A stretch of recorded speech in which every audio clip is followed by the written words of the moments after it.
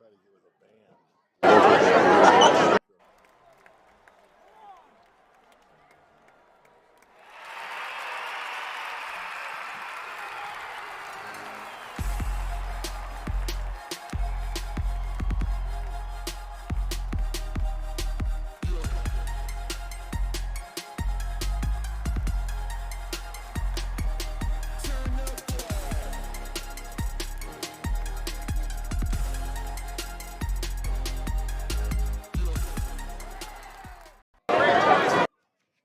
And welcome to 520 Sports Talk, our spotlight play game of the week down here in the 19 corridor in Sahuarita. We are at Waldon Grove High School for homecoming, and we're going to get ready for the national anthem. So just we'll cut away for it, please and then we'll be right back. And remove your hats to honor America and those who have supported our freedom at home and abroad.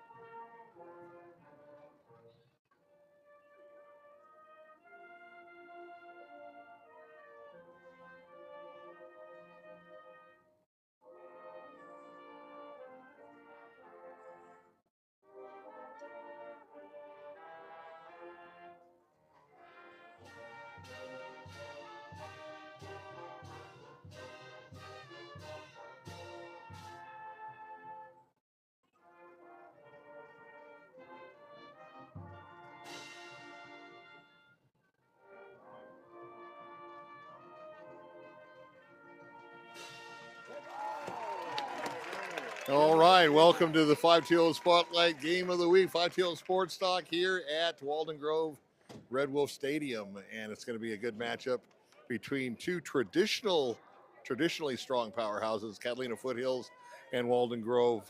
Catfoot not having the success this year as they normally do, coming in 1-6. However, they are 1-1 in Keno South, 4A Keno South. And the Catalina Foothills Falcons. Walden Grove subsequently is 2-0 in division play. Like to remind you, and the objectives of they are athletics are what set this event apart from 5-2 overall, 2-0 in, like we said, conference play. So Ramon De La Osa from Mountain View High School, the softball coach, joining us tonight, along with Ray Tapia, Ray Elite Zone on the production. So we should have a great game. Players out at midfield with the officials ready for the coin toss. And then we will get going. Ramon, so this game tonight's referee staff normally would be Rick probably, Fuller, this umpire, might be the David championship Swank, of the Keno division. Wendell Long, Catalina Foothills having a little bit of a off year this year. They have a first-year coach. The one and only Nicholas Evans. But you never know. I mean, you can't tell what's on paper. You got to play it on the field. Yeah, I'm going to be interested to see early on, Bill, how Walden Grove comes out, what kind of momentum they have. You know, they're our favorite on paper. It looks like a mismatch, but we'll see if what their mindset is like. If they come out prepared to play, going on that roll, extend their winning streak to 6 games, or if they come in overconfident and thinking they just have to show up to win this game. Because I know Catfoot, no matter what, they're going to put up a good fight. And I look for an interesting matchup no matter what the records are. Yeah, it's homecoming, so they should have that extra, will to win in front of the home crowd, in front of some of the alumni that may or may be here in the stands. Good crowd on the home side. This is one of the schools that doesn't have a big bleacher section for the away team, but we do see some Catfoot people over on the other side. It's kind of a little bit of a drive from the foothills down to Sahuarita, but should be a good game, and we're looking forward to it. Our pregame sponsor is Bling by Design. You can go to their website, blingbydesignaz.com. Polos, shirts, jerseys, caps, and more. They do our shirts. They do Mountain View softballs uniforms. They are very, very good at what they do. So definitely check out that website, whether you're a club team, a school team, or if you just want a jersey made maybe for your favorite high school team, they can probably accommodate that as well. So, Bill, before we get going, I just like to Foothills won the compliment toss, Walden selected Grove first and their sports department as a whole, their whole athletic department. I mean, they had to overcome a lot in program build to get successful as they are. If you have a traditional school like Sahuarita, a lot of legacy, a lot of the athletes tend to go to those schools because that's where their parents went. And it's nice to see that they really put the hard work in, the dedication, and really built up the whole sports in general, and especially this football program. They're definitely a powerhouse. yeah, I like the way that they kind of evolved from being a brand new school some years ago. The Sahuarita district's kind of unusual, where if you're a good softball player, you go to Sahuarita High School. If you're a good wrestler, you go to Sahuarita High School. If you're a football player, you go to Waldon Grove. If you're a girls soccer player, you go to Waldon Grove. So depending on the sports, each school has their strengths going on, and they're just like Cienega and Empire. Both schools are on the same street down here.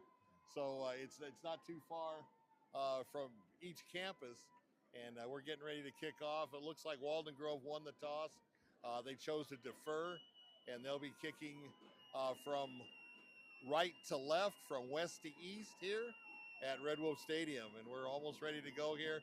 Once again, we want to thank Bling by Design and all they do for us, as well as the Southern Arizona athletic community.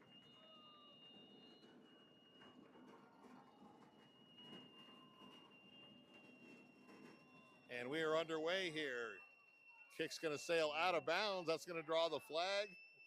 And Waldon Grove will start 1st and 10 at their own 25-yard line. Well, there's that little bit of momentum, Bill. Kickoff out of bounds to start off. So you give a team that's an underdog a little bit of life early. That's all they need sometimes. So this first drive right here is going to be crucial. Now, Waldon Grove's on a 5-game winning streak. They opened up the season with 2 losses to Phoenix area schools, Northwest Christian and Arcadia, but they have run off the W's ever since and absolutely annihilated Saguaro 72-27 and Pueblo last week 48-0. So they're coming in firing on all cylinders. There's 2 games left after this one, and this is where you want to start peaking heading into the AIA playoffs. Yeah, trying to get a good seed going into those playoffs, maybe host a game here. Exactly. So 1st and 10 for the Falcons. Back to pass. Ford looking over the middle. He's going to go to the outside. Complete and over the 40. So nice play on 1st down for Catfoot. I like how the offensive line gave Ford plenty of time to survey the field. That was like his 3rd read on that play. Yeah, he did by number 28, Miguel Aboite. He definitely was going through his progressions on that. Good job by Ford. Yeah, they made a really nice pocket for him. He just stood tall, surveyed the field, and delivered a nice pass. Nice having a tall quarterback, I'll tell you. So 2nd and 4 after a 6-yard pass play.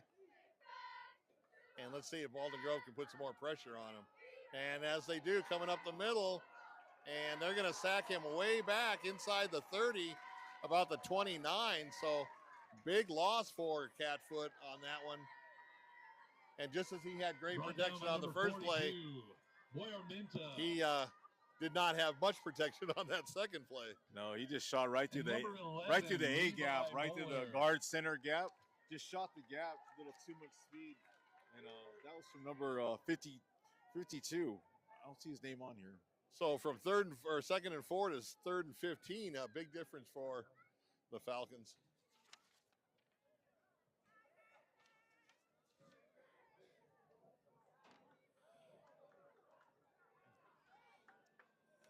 10.5 minutes. We've just barely started the game. This is the first possession of the game, and it looks like they're going to have a timeout on the far side of the field for Catalina Foothills. That'll be their first charge timeout. That'll give them 2 remaining. Timeout, Catalina Foothills.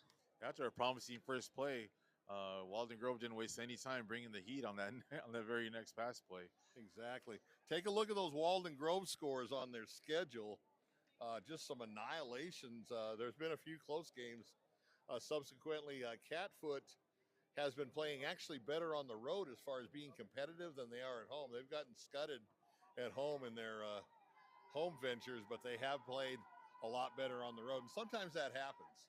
Yeah, you have less pressure on you, us against the world mentality, and then you go out there and just let it all hang out. The scary part for Catfoot on that big sack was they did it with 4. They didn't bring extra pressure. It was just their 4 down linemen, and they got loose up the middle, and hopefully they can correct that. Otherwise, it's going to be a long night. Yeah, that was definitely not a blitz. That was just a 4-3 defense with good pressure. So third and 15, and Catfoot trying to get that first down so they don't go 3 and out on this opening possession. Ford back to pass. He's going to roll to the right. He's going to throw downfield. He's got a man open, but just a little too far. Good coverage, though, by Waldon Grove. Number 5 on the coverage. Coverage provided by number 5, J.D. Chafin. Chafin on the coverage, and he had a blanket all over the wide receiver. So the nice thing about that pass play, though, had he connected, you have a tall wide receiver going against a shorter defensive back. So they probably may want to exploit that over-the-top pass play later on and throughout the game. Waldon Grove did go with the 4-man front once again, and they ran a little stunt. The interior lineman crossed, and first man through got through, and he forced the quarterback to roll to the right. So once again, that pressure getting to him. So back to punt now on the first punt of the game. Waldon Grove got some good pressure and a terrible punt. And it's going to take a bounce. Now they'll down it, but Waldon Grove's going to get the ball in Catalina Foothills territory to start their first offensive Waldon series. Grove first down. That pressure got to that punter, and he rushed the punt, got under it, and that thing went a mile high in the air, but not very far.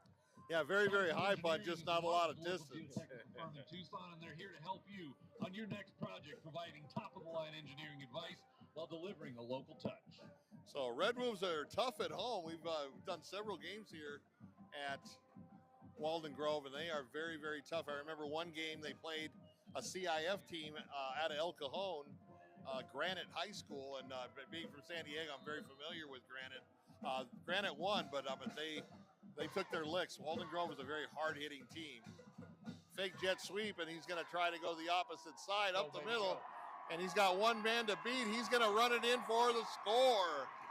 So one play, one score for the Red Wolves here on homecoming. Walden Grove, number 5, J.D. Chafin. Well, that didn't take long for Chafin.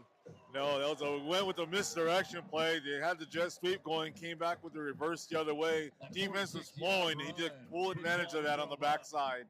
Yeah, they bid on that jet sweep for sure. That touchdown brought to you by Days Excavating, serving Arizona since 1987. That has to be something the coaches see on tape from scouting, that maybe their defense over pursues, their backside doesn't protect for plays like that. So that's definitely a coaching decision right there that helped them open up with the score. I'm sure they'll make an adjustment on that play. So 9:57, we get our first score. Walden Grove 6-0 going for the point after. There is some delay. I'm not sure what the officials are doing, but they have not set the ball ready for play yet.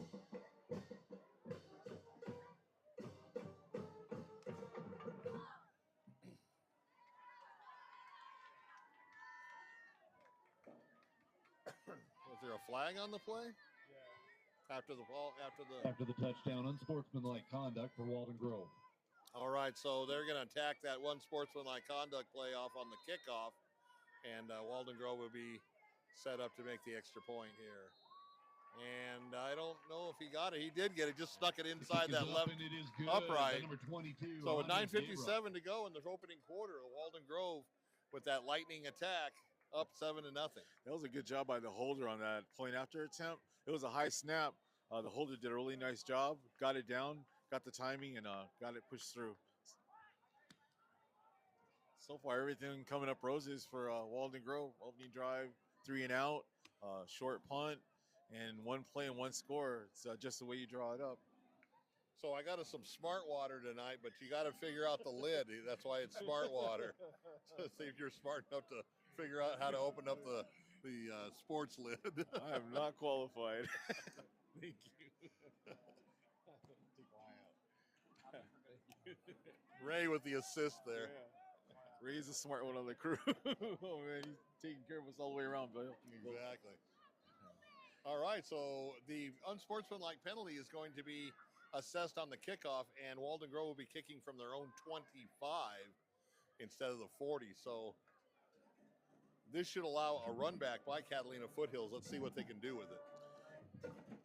Yeah, let's hope that Catalina Foothills maintains, a little poise here, and this is where you answer back. Yeah, this is a big, crucial drive early in this game because this could landslide right away if they don't come back strong here. So it's a low kick. It hits one of the up men. That's a live ball picked up at the 25-yard line, and he's going to get over the 40, and Catalina Foothills will have good field position to start their second possession of the game. So things like that, the unsportsmanlike conduct, the extracurricular penalties, those drive coaches crazy because, brought down by a Catalina Foothills is now working with a short field because of, somebody couldn't hold their excitement or whatever the case was down there on the penalty. And that can cost you, a lot of problems, whether it's the first part of the game, the last part of the game. But nevertheless, Falcons are going to take advantage of it. Ball at the 41-yard line. Inside handoff, and he gets a couple. Be about 2nd and 8, looks like. Yeah, building on what you said, Bill, it's like play with enthusiasm, but play under control. Yes, exactly. Especially in this point of the season. Yeah, within the rules. Number 20, Carlos Montoya. If you're a team, you're a little overmatched, and the team does you a favor like that, we'll see if the Falcons can capitalize on it. So they only gave him a yard on the carry. Montoya with the tackle. And they've got trips to the near side on this formation.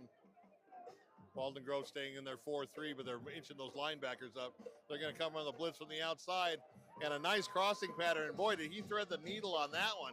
Good coverage by Walden Grove, but he zipped it right in there for a completed pass and a first down. So this Falcon team looks like they've got a little bit of magic in their offense, too, moving the ball.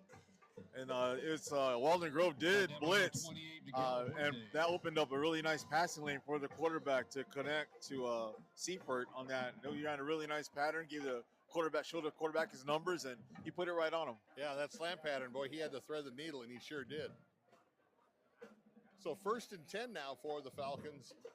Ball at the Walden Grove 40-yard line. Now he's going to get flushed out of the pocket and keep it, and he'll go down after a gain of a couple. Yeah, not sure if Walden's going to blitz very much. They got burned on the one blitz they've called so far, so they were doing fine with their 4-man front, so we'll see if they don't just stick with that for the rest of this drive. Corey is a very good even though he's a head coach, he's a very good defensive-minded coach. Walden Grove has always been a very good defensive team. They hit hard. I mean, you play Walden Grove, you're going to be sore on Saturday, I'll tell you. You better bring your lunch. That's right. So 2nd and 7 after a 3-yard gain. Little off tackle play, and he's going to get a little bit of yardage forward motion, but not a lot. 99, Stephen Valdez. So Valdez with the tackle. Couldn't get past that front line of the Red Wolves. Yeah, that offensive line is getting stymied by the defensive line of Walden Grove. We have a couple of their defensive linemen are in a 4-point stance, so they are definitely firing off the ball on the snap. So hard to move. They got to get low. They want to push them around. Low man wins. So here's a big 3rd down early in the game for Catfoot, already down by a touchdown. 3rd and 6, and they were working with a short field to begin with after that penalty on the kickoff. The bootleg to the far side. He's going to throw downfield. He's got a man open and complete, and another first down for Catfoot. That was a great call, a great play, and great execution by the Falcons. Yeah, the quarterback threw across his body, running Tackle to by his number left 6. and throwing Buddy to the right. Davis. That was Flag a on the heck play. of a throw on the run. Always hard to throw across your body when you're going the opposite way of what your throwing arm is. So we got a flag on the field, and it looks like it's going to go against Catalina Foothills. That'll nullify that nice pass and reception. Oh, illegal man downfield. Illegal man downfield, Bill. So, and you can see that sometimes because when he bootlegged to Illegal the man far downfield. side, Catalina Foothills. obviously your linemen don't know, is he going to pull up and pass or not? And they're heading downfield trying to find somebody to pick up and knock helmets with. But they got caught on that one. And I believe that also may be a loss of down. I'm not sure. Let's check. It'll stay the third down still. Replay third down, third and 11. All right, so we'll replay third down, and it's 3rd and 11 now instead of 3rd and 6. 5-yard mark off on the penalty. Unfortunately, it was the lineman on the right side of the alignment for the Falcons. He was downfield a couple yards, and it's kind of a touchy call. It's unfortunate for the Falcons. It was really close. I actually watched the whole thing develop, and the right tackle was just a couple yards past, but a foul's a foul. Go up quickly to the line after coming out of the huddle. Motion to the near side. Once again, Ford back to pass. Here comes the blitz from the outside. Gets away from it. Got a lot of room to run. Still takes it over the 30 and down close to the 25-yard line. Heads up play by Ford. After that outside linebacker rushed, he got past him, and once he was past them, all the receivers had taken their defensive backs with him down the field. He had a lot of room to run, and he picked up the first down, even in spite of the penalty yardage being tacked off on the last play. Yeah, Ford showing a lot of athleticism there. He had a free rusher coming right at him, and he spun his way out of it and picked up the first down. Yeah, you expect that from your seniors. So 1st and 10, Falcons on the drive. Ford rolls to the near side, throws, and incomplete. Oh, he did complete. He got it. He got it, okay. Covered Wasn't by sure number the 2, Jackson Philistine. ref was up in the air as well on that one. I like what Catholic is doing at the moment. They're moving the pocket because they realize right away that, just going straight drop back is going to be an issue with the pressure that Waldon Grove is providing. So they're moving him off his spot. They're rolling to the left, rolling to the right, buying him time, letting the receivers get open. I really like the adjustment with the Catholic coaches. So 6-yard pass completion on the last play makes it 2nd and 4. 5:37 on the clock here in the opening quarter. Walden Grove up 7-0, but Catalina Foothills threatening. Ford once again on a little out pattern. And didn't get much. Maybe a yard. We'll see what happened. So good defense by Walden Grove. And Boite with a nice coverage tackle on that one. I like what Ford's doing. He gets back, hits that back foot, and the ball's in the air before the receiver Makes his cut, yeah. He made his cut, and that's a really well-thrown ball. Really good timing route. And like you said, that senior leadership, that senior savvy is coming through. So 3rd and 2 now for the Falcons. Trying to keep the Giant. Oh, and that's going to be an automatic first down there as Walden Grove gets into the neutral zone, and that'll mark off 5. That'll give them a first down. This whole drive, Bill, once again set up by an unsportsmanlike penalty that put them in really good field position, set up a short field. So Catholic taking full advantage. Yeah, and the player that got the penalty called on him, I'm sure he's going to run till his legs fall off on Monday. That's how it was when I played, at least. All right, 1st and 10 now for the Falcons. And they can get a first down without scoring. Handoff, he cuts over to the right side, and nice fill on the hole by the linebacker. Tackle by number 20, Litos Carlos Montoya.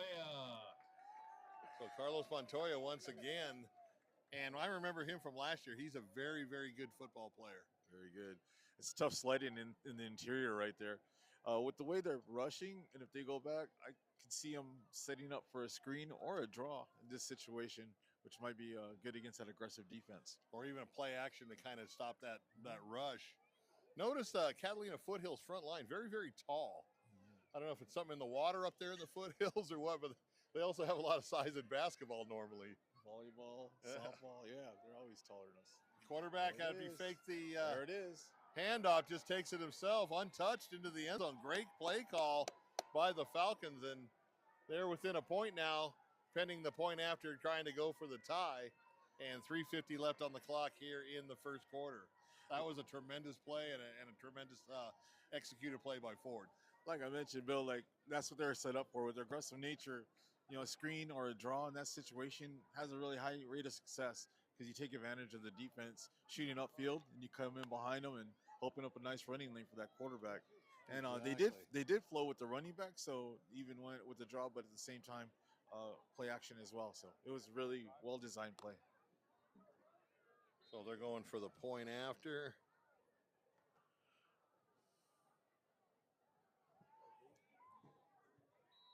And left-footed kicker puts it up and in. So we got a tie game here with 3:50 left in the opening quarter.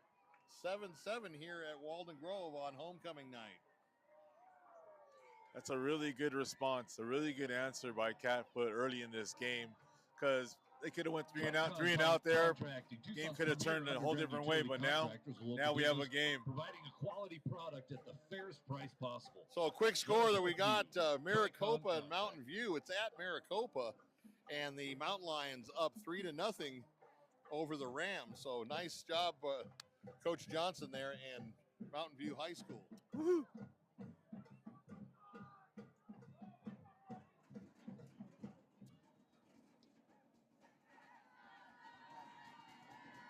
And Catfoot getting ready to kick the ball up. That's got to be a mistake.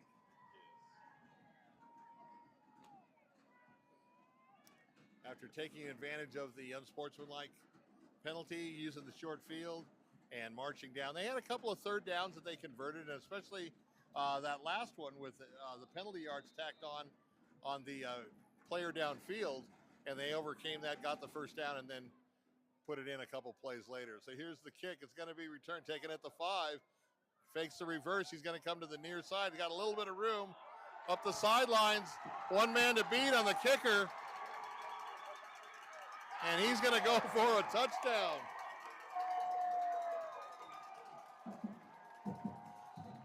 Well, I tell you, Walden Grove doesn't take very long to score points. One play from scrimmage scoring, and special teams touchdown by Carlos Montoya once again. Well, you nailed it on the head. He said he's a good player, and there it is right there, Bill. Well, he was a Spotlight Player of the Week last year when we had a game down here at Walden Grove. He's a great player. So PDG Produce, the best option for all of your commercial produce needs since 1985.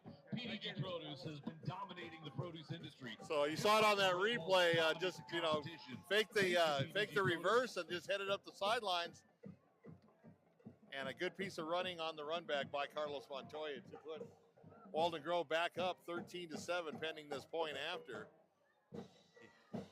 He gave that kicker one final juke to make it all the way to the house, and right down the middle for point number 14. So with 3:35 left to go in the opening quarter, here at homecoming, the Waldon Grove Red Wolves take a 14-7 lead.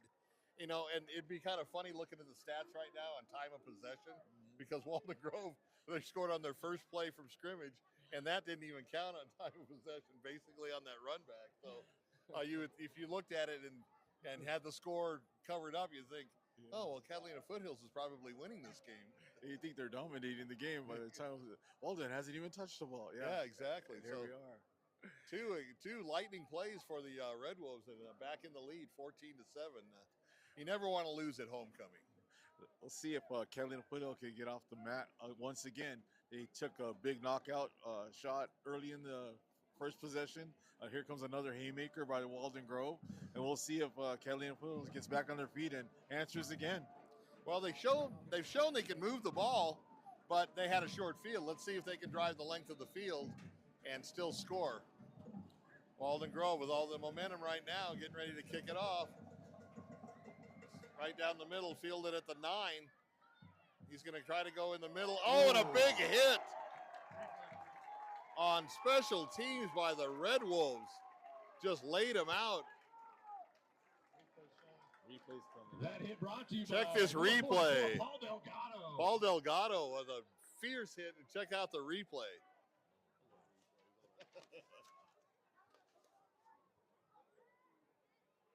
That was Mason Perez Brewer with the run back, and yeah, and he had a full head of steam. I mean, he was a senior. That's going to be a memory for him if he can remember that shot. That was a hard hit. So this is going to see how good this offense is with Catalina Foothills. They had that short field the first time. They've got the ball 1st and 10 on the 24-yard line. 76 yards away from pay dirt. Let's see what they can do. Ford rolls to the far side. He's going to keep it himself and tackled right around the line of scrimmage. He may have lost a half a yard. We'll see where they mark it. Number 2, Jackson Philistine with the tackle. Yeah, Philistine did a really nice job shooting in behind the blockers and cut that player in from behind. Really nice angle on that tackle. Yeah, you definitely don't want to go up against the Philistines. Ask David. There you go. So under 3 minutes now in the opening quarter, 14-7 if you joined us late. Nice thing about Ray's production, we got that scoreboard down at the bottom, so we don't hear, what's the score, like we have in years past. So definitely a big upgrade this year for our Spotlights games of the week. So Ray does an outstanding job. It's a lot of fun doing this broadcast. So 2 split out here. He's going to put a man in motion, put 3 receivers on the near side. He's going to roll that way, and he's going to throw downfield. Intercepted. Number 2. Number 2, Jackson Philistine. Jackson Philistine again. I told you don't want to mess with the Philistines. Oh, man, he was all over that.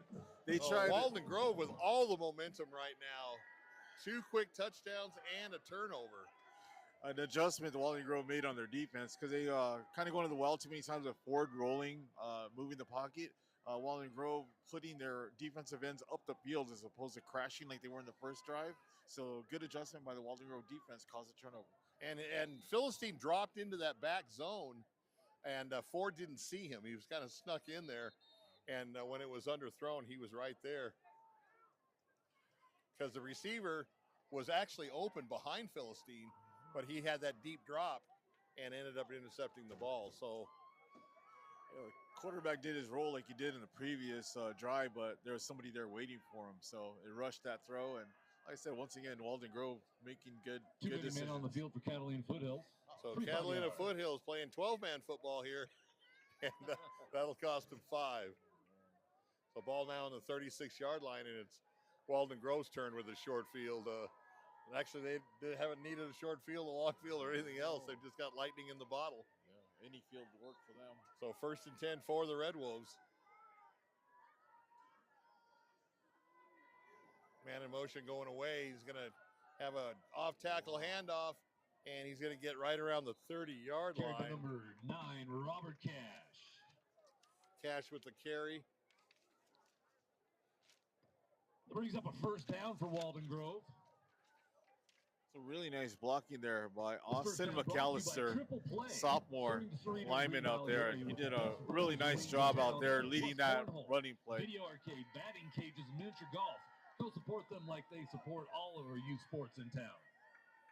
So Walden Grove taking their time to get up. You're going to be under 2 minutes once they snap the ball here in the first quarter. Just a quick hitter inside, but he's got a big hole up the middle and goes into the secondary before he's tackled just shy of the 15-yard line. Down on the play by number 9, Robert Cash. Cash again, and just a simple up-the-middle handoff, but great blocking by the offensive line to take that middle linebacker out, and it gave him a lot of room to run, and now they've got it 1st and 10 at the 16-yard line. Walden Grove going tempo here. They wanted to get right back on that ball, and I don't blame them. Yeah, Catfoot needs to regroup a little bit and figure out what they're going to do to slow this locomotive down because they're just running downhill on anything they're doing. So Coach McKinstry takes a second of his 3rd time out. He's got to get his troops. Brought to you by RDO Equipment, the official John Make sure they're on the same page. Already down a touchdown. Definitely don't want to go down 2 touchdowns in the first quarter at homecoming and away. Yeah, this is a bad recipe for trying to get a win here at Walden Grove tonight. That offensive line for Walden Grove, man, they're plowing. They're people movers. They're like running back wasn't getting contact to. He's like 3-4 yards down the field until he's receiving any kind of contact. That's hard to stop. All that good carne asada down here. Putting some meat on the bones. That old line's chomping at the bit. They're right. They're lined up ready to go, man. They can't wait.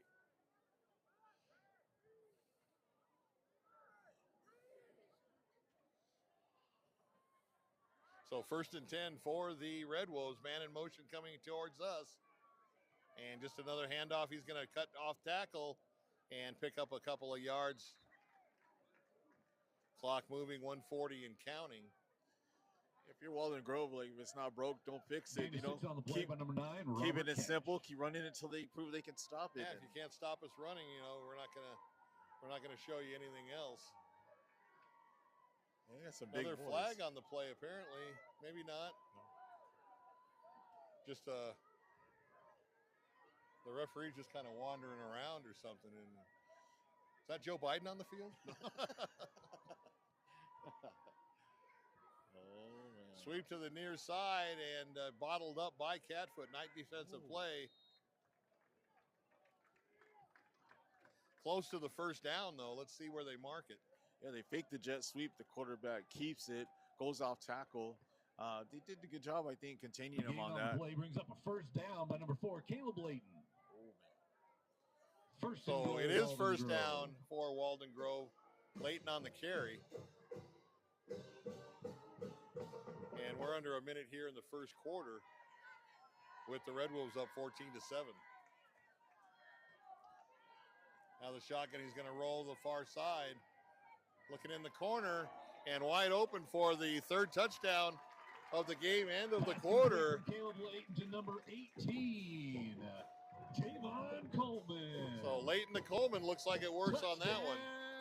Walden Grove. Yeah, it's nice, the offensive coordinator, where you can like open up your playbook and you have a good feeling that whatever you call is going to work. They're at that point right now where everything's working, and it's pick your poison if you're Capital right now.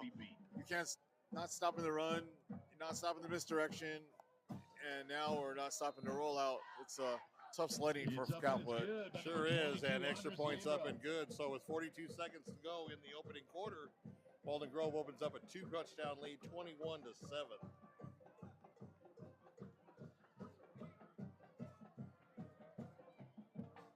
Another crucial drive coming up for Capwood. Like I said, looking to stay in this game, looking to answer, looking to put a good drive together, and that they can adjust to Waldon Grove's adjustments. Because now the outside holes for the run game should open up with the way they're playing their defensive end. So let's see if they're getting to a point where they can't run, so they're kind of stuck in the middle here. We'll see what they do. I'll be interested to see if they are going to stick with the run game or if they're just going to have to just drop back and let Ford loose. They have over the last 5 years or so had a really good passing attack, and I don't see why they wouldn't have one this year.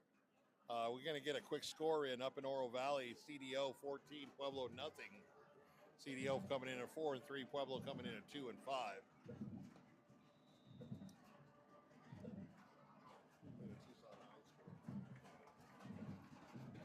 And kick on the ground, takes a big hop, and it's live. Fumbled at about the 28 and recovered at the 30 by Catalina Foothills.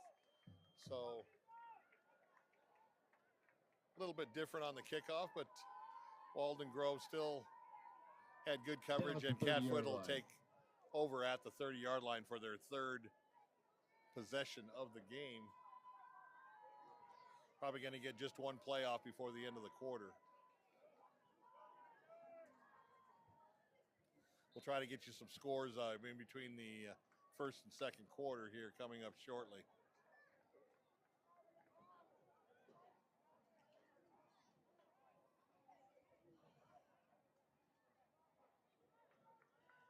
Catfoot's really going to rely on Ford's senior leadership here.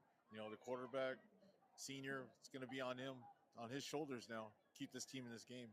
And I think they're going to go up top again. Here he is back in the pass and just throws high over the middle, which is usually dangerous because that's where your tip drills come into effect. But fell to the turf, incomplete. It'll be 2nd and 10.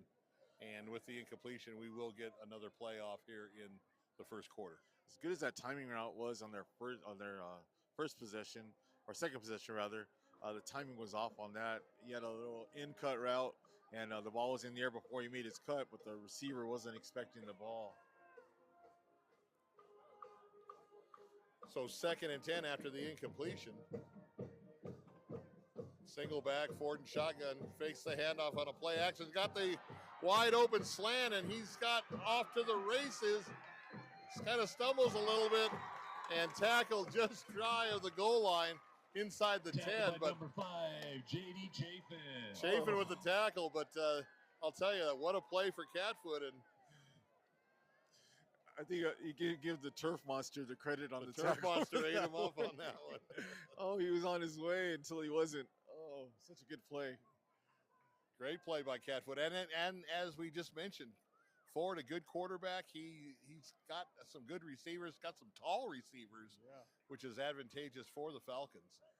They're really split out wide. They're trying to get those one-on-one matchups, and I don't blame them. Exploit those one-on-one matchups. So 1st and goal now for Catalina Foothills, and fumbles the ball. He's in all kinds of trouble, and he's just smartly going to go down. Didn't make a bad play worse. Exactly. Don't make it worse than it is. So. Once again, showing his senior savvy and leadership there and understanding, live to play for another down.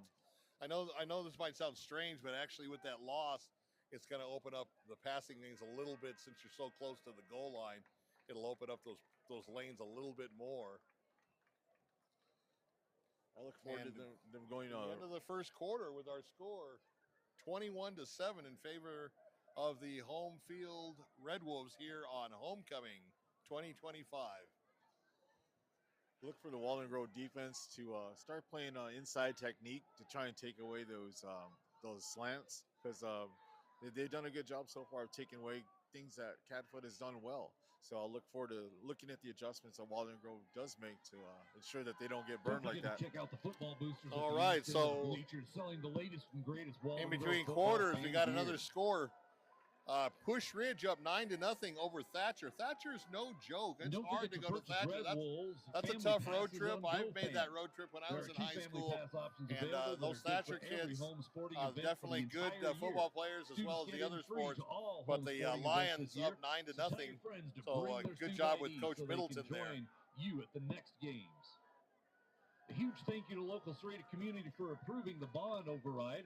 Your commitment to local schools is what makes projects like this beautiful field Still possible. waiting on a score. Also, Tucson and Flowing Wells. If you've got that score, put it in the comments. And completing this project.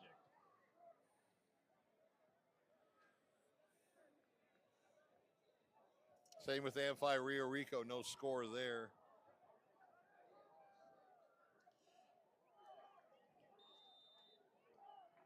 Once again, Catholic going with their spread attack, Bill. Ford, all kinds of time. Now he's flushed out, going to the far side, and he's just going to throw it to the sidelines. Nice play. That's good senior leadership. Forced out of bounds by number 44, Paul Delgado. Flag on the play. Flag on the play. He was well outside the tackle box, so you know it's not grounding. He might have the illegal man downfield again. One of his linemen drifted off downfield. Once again, like you said, Bill, they don't know if he's going to run around that corner. That's true. Or if he's going to pass it, because it did look like, once again, their left tackle. It was the right tackle last time. Now it was their left tackle that was downfield. So the big boys for the Falcons are going to run hard on Monday. Ineligible receiver downfield. Once again, ineligible receiver. That's going to be a 5-yard penalty and march him back 5 yards. Just starting the second quarter here. If you joined us late, Waldon Grove with lightning in a bottle. They scored on their first play from scrimmage. On the declined penalty. And then they had a kickoff return almost the length of the field for their second touchdown. And then their third touchdown came off an intercepted pass, and they put it in the end zone to lead 21-7 here with 11:53 left to go till halftime. Yeah, Ford had a lot of protection on that last play. He just couldn't find anyone open. Waldon Grove played coverage on that last one. Nice coverage. I think he should have tucked and ran it, but we'll see. Play action pass. He's going to go over the middle again. And tip drill. This time, Waldon Grove couldn't get the touch or the tip. But did you see where that middle linebacker Broken was? Up by number 21, Jonathan Bustos. Totally closed that middle lane down, got his hands on the ball, tipped it up. And fortunately for Catfoot, it fell incomplete, or that could have been disaster, already down 2 touchdowns.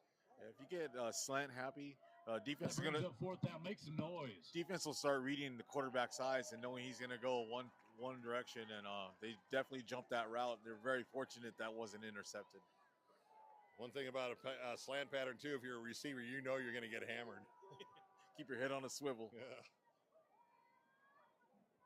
So 4th and 10 now for the Falcons as the Waldon Grove defense comes up big, and they're going to try a 32-yard field goal from the left hash. And Waldon Grove got a hand on it and blocked it. No good. So the score will remain 21-7 here with 11:42 left to go here till halftime. I know being down 21-7, you might question that. Well, should they have went for 3 there? I agree. I think that was a good call by the coach.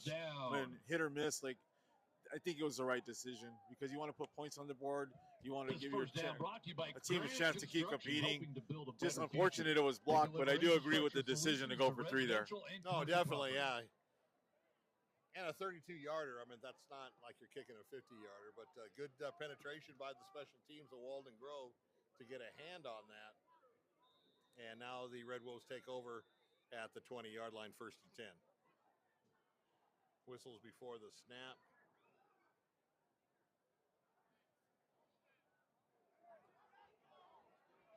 And one of the players probably just has to come out for a play. I don't know if he's got a Might have blood on chin strap or blood or something like that. Yeah, they're getting a backup offensive lineman in there now. He probably has blood or something. They have to, or equipment malfunction, like you said.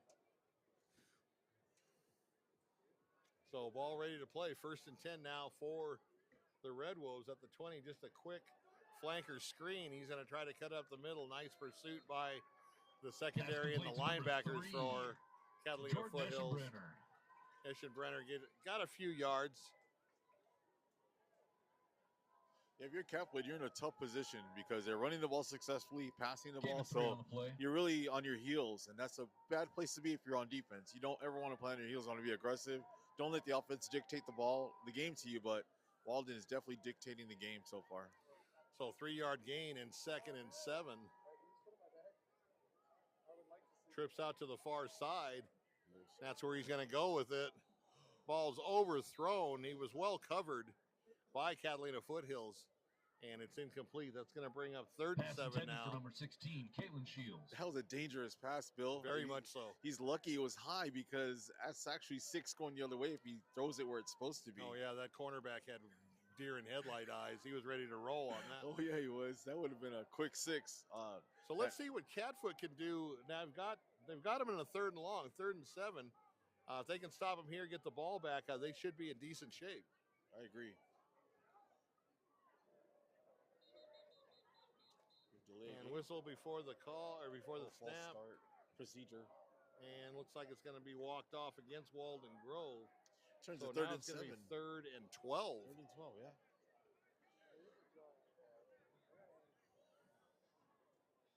So if False start, Waldon Grove.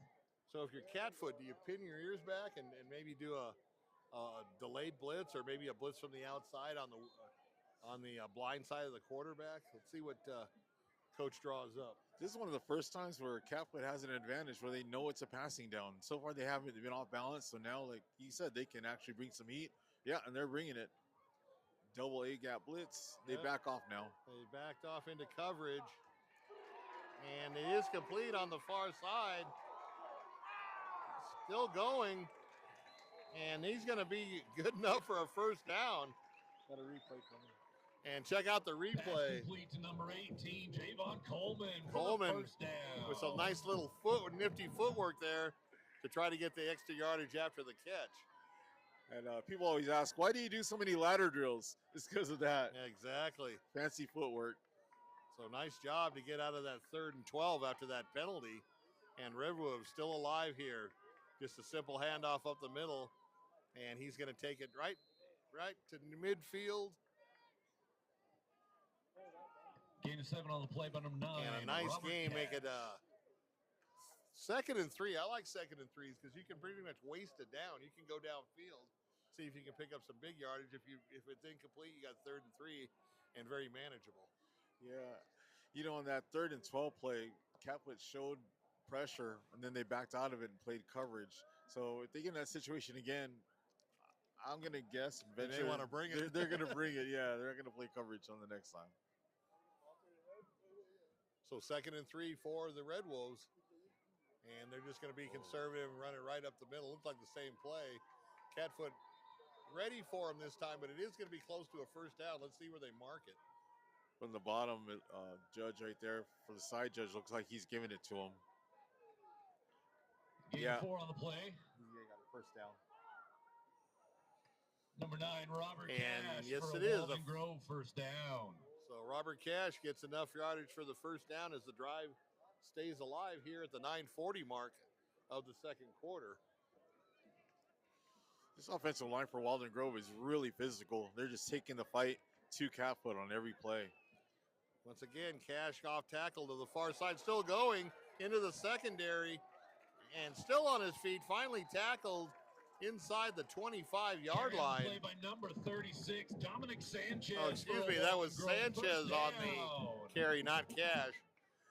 But a great off tackle. Once he got past the linebackers, he had that full head of steam, and you have a big back like that running at you, and you're a 160-pound defensive back. 26 on the It looked like Derrick Henry running at him downhill. Exactly. Sanchez saw some daylight, and he was gone. I saw he had He one kind of quick stutter-stepped getting past the front line, and then once he got past that linebacker, he turned on the Jets. Yeah, he saw daylight, and he exploited it.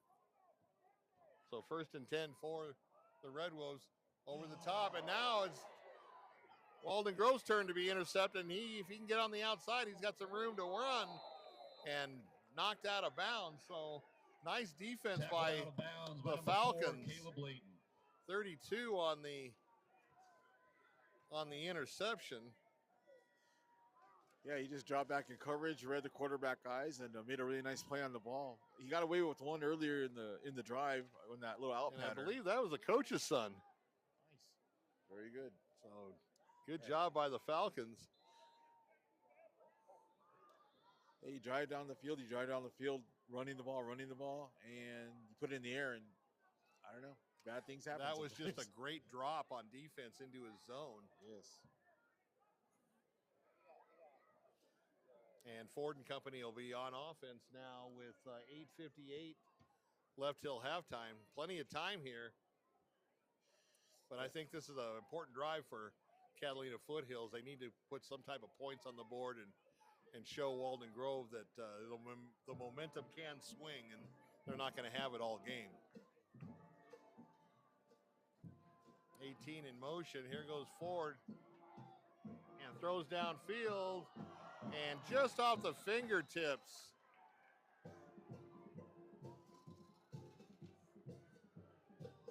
Great job by Ford. Matthew Seifert wants that one back. I think 9 times out of 10 he makes that catch, but just off the fingertips there. It'll be 2nd and 10. Another great pass by Ford, another good call by the coaching staff of Cadfoot. Yeah, I like how Ford stepped up in the pocket. He didn't panic. He just had some good protection, stepped up, bought himself an extra couple seconds, and made a really nice throw downfield. Buddy Davis.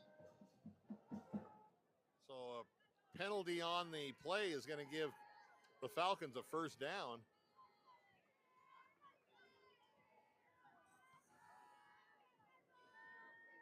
And they're going to call pass interference on Walden Grove. So 1st and 10 now at the Catalina Foothills 40-yard line.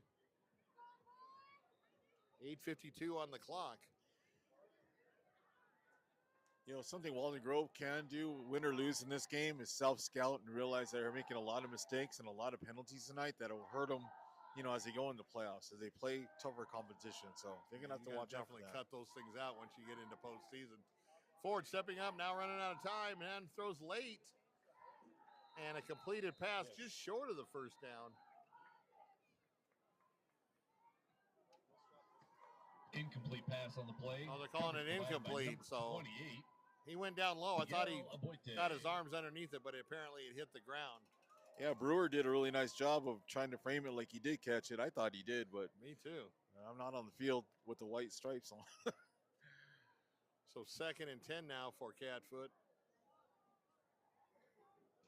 This Falcon team definitely has the tools and definitely has the athletes to move the ball. They do not look like a 1-6 team, I'll tell you that.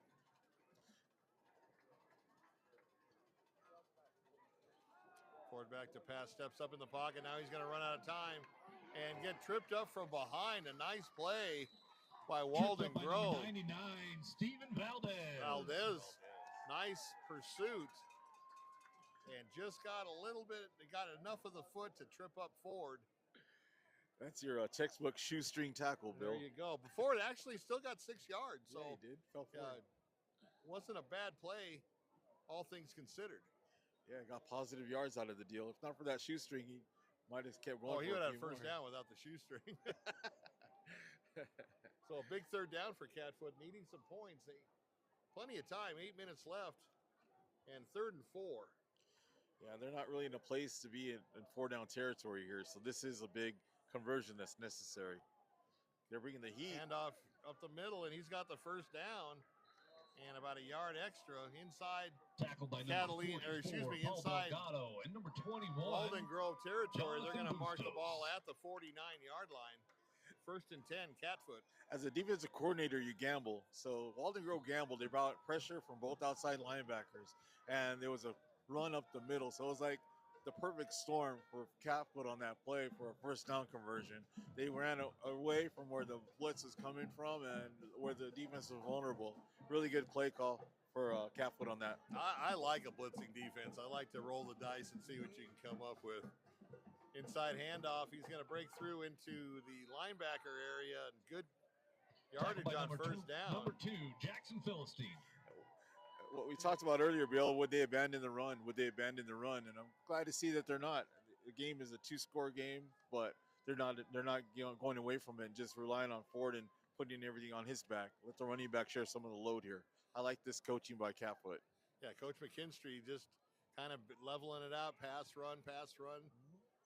Now they're the ones having Walden Grove off balance. So now advantage Catfoot on this drive. Indeed. 6:51 here left till halftime. Going to throw it out in the flat to the wide receiver, and he got stood up immediately and got maybe a yard gain on that one. They pursued pretty hard on that, Bill. So watch for a double move, like a slant and go, something of that nature.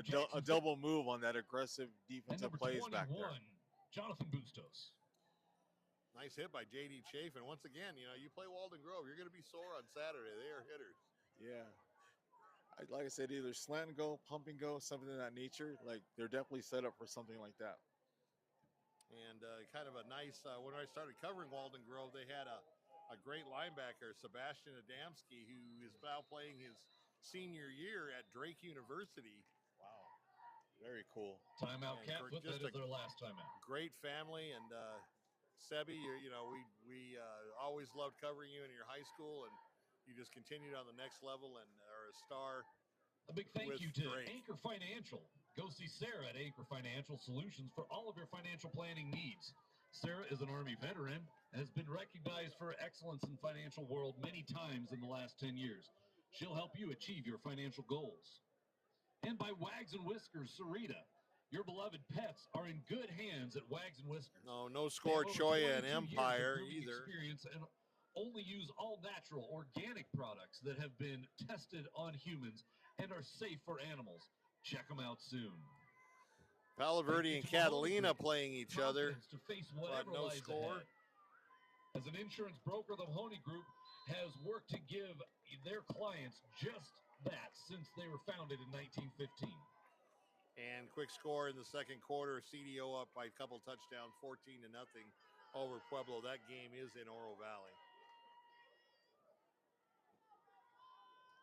We're back to action here, Bill. Catfoot's back on the ball. So big 3rd and 4 here for the Falcons. Ford, just a little check off on the wide side, and not enough for the first down. No game, in fact. Brought down by number 26, Jordan Dobson. Now, see, from here, I think it's 4th down territory from here. I agree with you. You're down for 2 touchdowns. You got 5.5 minutes left to go on the clock. Yeah, once you're on their side of the field, I agree with you, Bill. I think it's definitely a good gamble here, especially with only about 4 yards to go. Unless their punter can kick it a mile high or angle it to the sidelines, you're not really going to get a big benefit out of a punt, especially if it goes into the end zone. You'll get a net of about 15, 20 yards. Yeah. Once again, Cat Foot, you're making good decisions out here. So 5:17 and counting here. Big 4th down and 4. First one of the game. And whistles blow. I think Catfoot was trying to draw them off sides. Let's see if they did.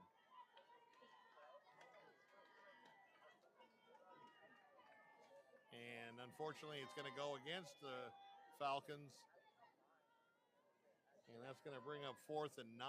And I think you may want to kick it now. That might change things. Yeah. They're leaving the offense on the field, though. Ford is still out there. 4th and 9 with 5:12 left to go in the half. Down by 2 touchdowns. Yeah. And Walden getting the ball back to start the second half. Yeah, that's a big factor as well. It's another possession they're going to get.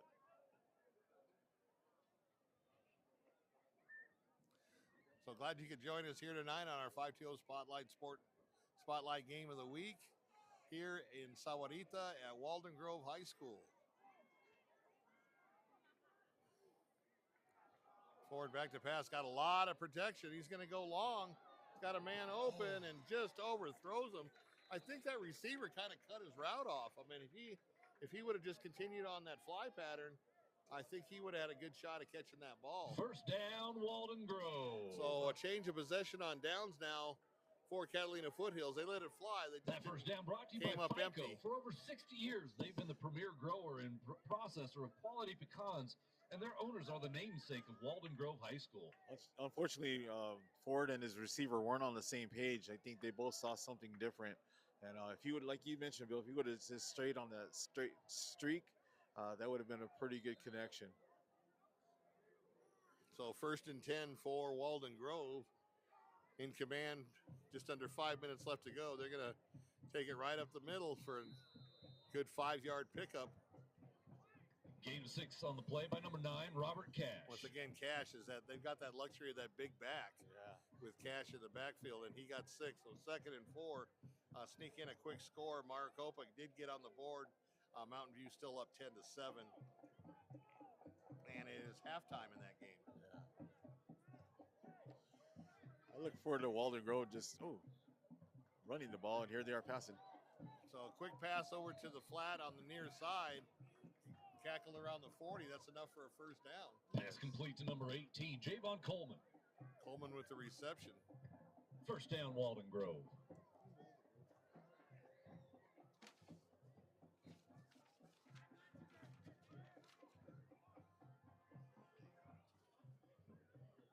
So Leighton with a nice pass over to the flat, enough for a first down to keep the drive alive. Coming up on the 4-minute mark. Another inside handoff and gets across the 35. Gain of 4 on the play by number 9, Robert Cash. Once again, Cash with that big body and just putting his shoulders down.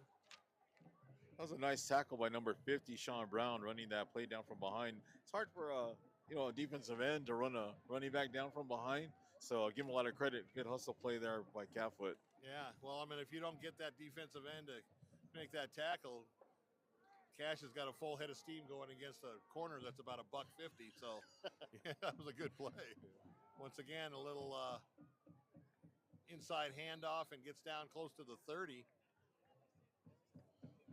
Carry on the play by number 9, Robert Cash brings up 3rd and inches. Here's another one of those free plays that you talk about, Bill, where they could pretty much do what they want. It's a waste of a burn of it down if they need it, 3rd and about a foot. So they can try a long pass here, try and score quick, or they can just mow them over and keep the drive going. I think they may want to use some clock, though. I don't think they want to give the Catfoot a lot of time on the clock. See if they grind it out. No, he's going to go up top. And he's got a man open, but just overthrows him. He had his man beat by about a step and a half. Yeah, that's what we anticipated, like a free play like that. Yeah. You're going to take your shot, and I don't blame them for doing it. And now they'll probably come back, grind it out on the ground here. You know where it's going to go. It's going to go to Cash. Yeah. Fourth and about a foot. They do kind of got to get on the ball here because last thing you want is a delay of game and a 4th and a foot right, play. And that would take them out of field goal range unless they got a kicker with a monster leg. There's your and just the cush push. Yeah, the Walden Grove version of the flag tush at the push. by the back judge towards the end of the play. Might be on, I would think maybe on Catfoot for piling on late. That or maybe grabbing a face mask. Let's see what happened. That's usually where that call will come from, something of that nature. Yeah, the back judge was standing about the 10-yard line and threw the flag. He saw something from way back there. So I don't know if it was, as I said, somebody after the play was whistled. I saw a little bit of a late hit. That's what I saw. We'll see if that's what he saw. Still conferring. Got to look for the guy in the white hat. He's going to make the call.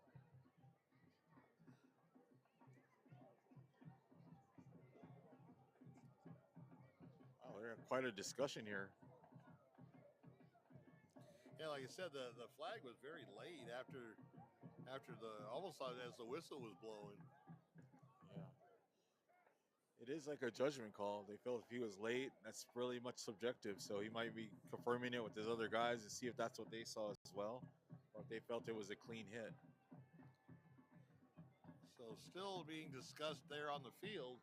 That'll give us a chance to let you know coming up at halftime, we've got the Tucson Chicks halftime report. Tucson Chicks at Grant and Craycroft. I'll tell you, everybody thinks they got the best sandwich in the world. Popeyes, Chick-fil-A. Yeah, you don't have anything compared to Tucson Chicks. Tucson Chicks by far the best sandwich in Tucson, right in the shadow of TMC at Grant and Craycroft. Check it out. First down. So they're going to pick up the hanky, and the result of the play was a first down. Yeah. Nice and job. They're a little late moving the chain, so I think their referee just wisely stops Waldon Grove from snapping the ball. Now the chains are in place. First and 10, and 2:40 left to go.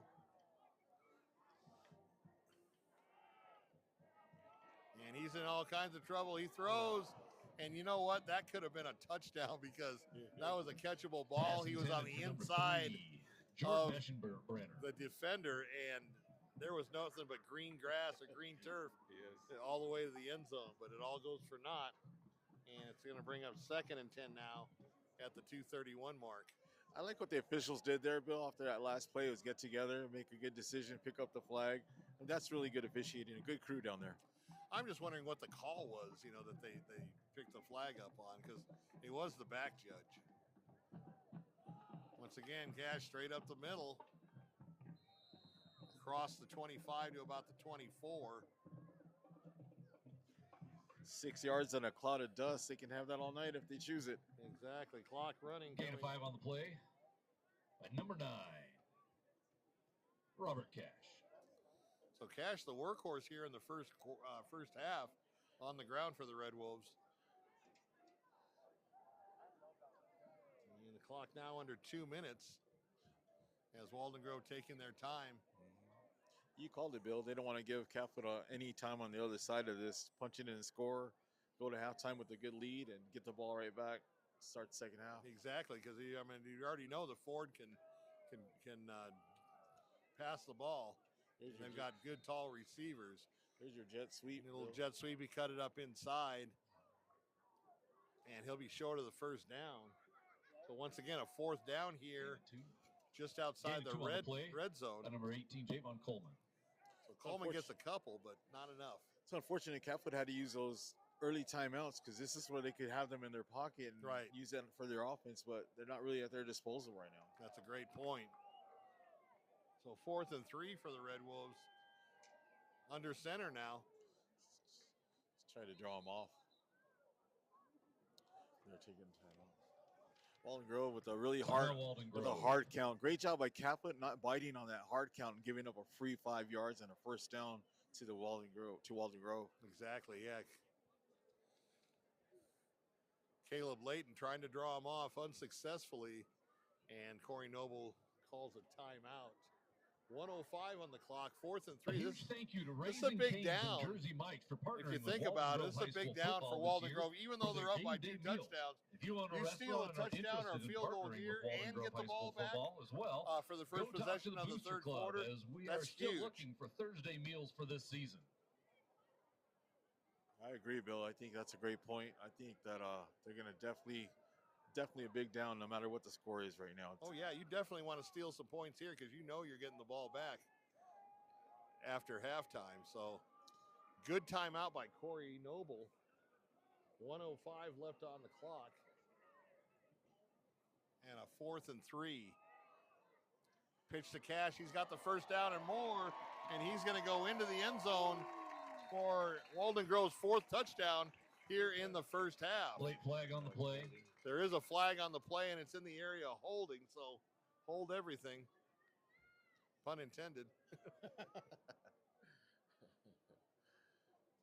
That's going to make an interesting decision for Walden Grove here because they're going to be backed up now instead of 4th and 4. Yeah, it's going to be 4th or 14 or 4th and 13, one of the two. Yeah, long field goal, and this helps Caplitz cause quite a bit.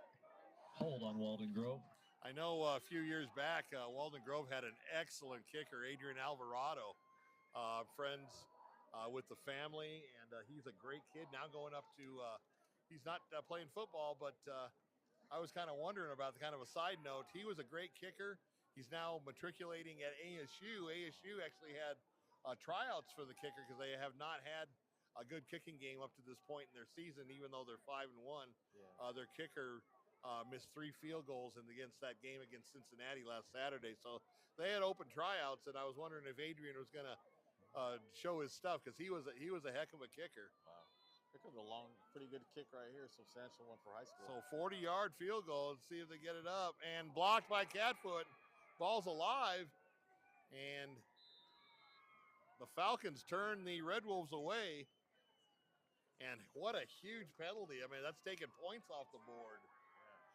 Can we get a replay on that one? Recovered by number 2, No. Jesus Chicochea. That's giving Catfoot all the momentum they need. Yeah, that was a huge play. I mean, you're taking 7 points off the board, and you get turned away and get no points. So good job by the Falcons. Under a minute to go, 56 seconds. I don't see them doing anything but maybe just an inside handoff or kneeling. Trying to play it safe. Yeah, you don't want to give up any. You don't want to make a mistake at this point or at this position of the field. So don't forget, coming up at halftime, the Tucson Chicks halftime report.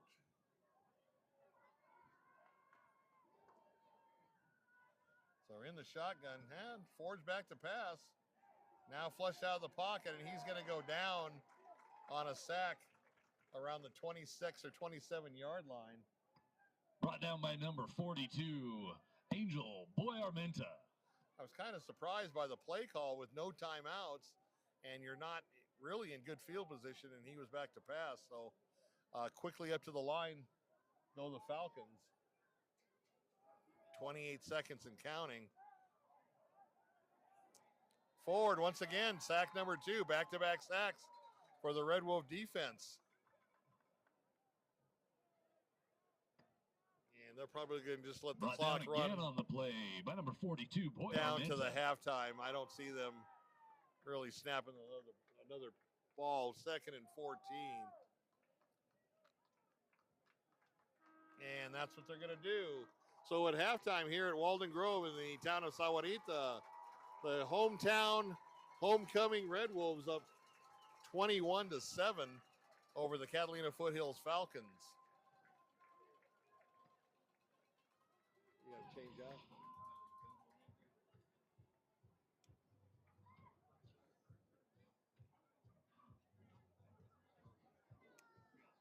Thank you. If you want to grab a water, thank you. Ready?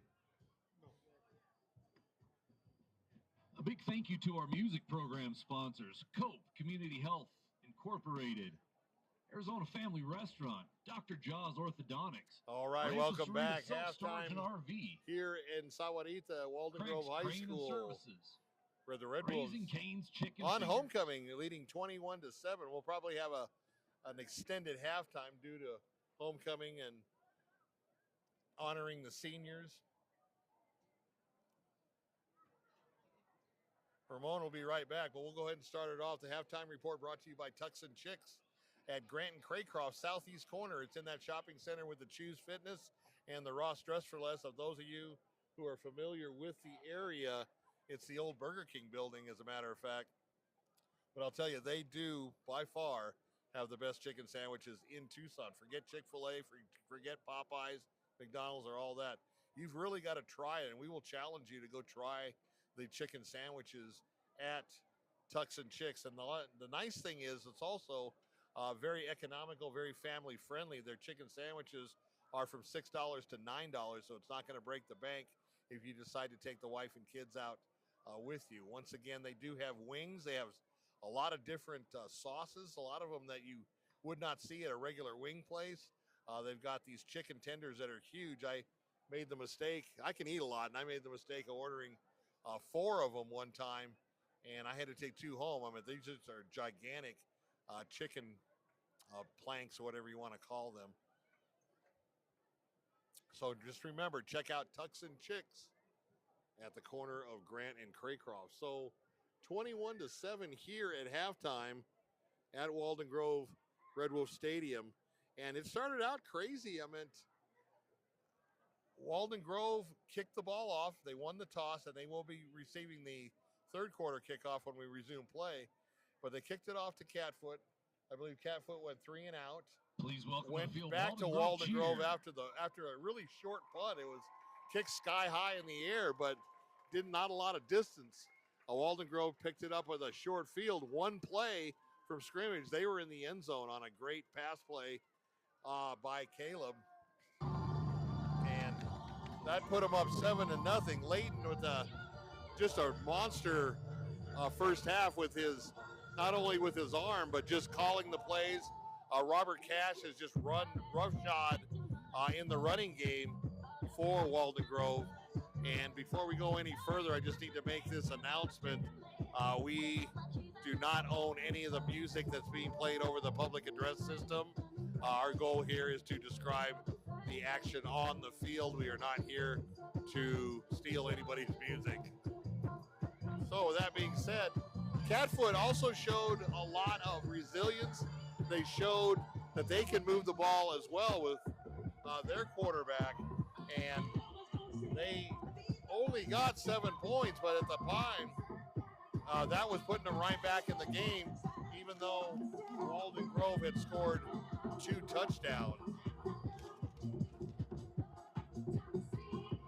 So Jacob Forbes, definitely with a big arm. He's a tall quarterback, so he can see over the lineman, and he had quite a few passes that were successful. And Catfoot showed they could move the ball, but they fell victim to penalties too, drive-killing penalties that kind of stuffed out a couple of Catfoot drives and allowed Walden Grove to get the ball back. But if they can hold Walden Grove on this first possession of the third quarter and put some points on the board, we've got a good game. That would just put them down by a touchdown. So what was your thoughts on the first half? I think that it was really typical of what we thought it would be. Like, one team is overmatched, and I think Walden Grove, to me, I think they're kind of preparing for later down the season. I think they could just run the ball at will, but I think they're trying to incorporate other things in like game situations to work on things in the future. And definitely the coach is going to have a lot to talk about with this team as far as cleaning up penalties, execution, and their quarterback not locking down on one receiver. Yeah, I mean, they get a quick score and hold Walden Grove without any points to start that third quarter. We've got a good game. They are by no means out of this game down by 2 touchdowns, because they have shown that they have a good, potent offense. Yeah, I like seeing that both teams are, very well coached on both sides. That's real obvious. Catfoot, like I said, not as much skill, but they do have a lot of will, and that's really showing up tonight. A compliment to Catfoot for putting up a really good fight for the first half. Do a quick score here. Push Ridge at Thatcher, still shutting them out, 9-0 at halftime. Staff members, Blaine Martinez. Walden Grove has a heck of a dance team here. If you ever get a chance, if you're out there, YouTube some Walden Grove dance team videos, Wizard of Oz, Harry Potter. They do an amazing job here. Yeah, they are like multiple state championships on their dance show. Chemistry. Yeah, they're very impressive. Very, very impressive. Yeah, they really got their act together here completely. Once again, fans out there, if you happen to know a score of a football game tonight, please put them in the comments. Ray will be able to read them. You can read the comments, right, Ray? Yeah, Ray will be able to read them. We're trying to get to as many as we can. Still waiting on a Sal Point Mountain Point. That's a big game up in the Phoenix area. Mountain Point coming in at 5-2. Sal Point coming in at 4-2. And also no score from Vale, Empire hosting Choya.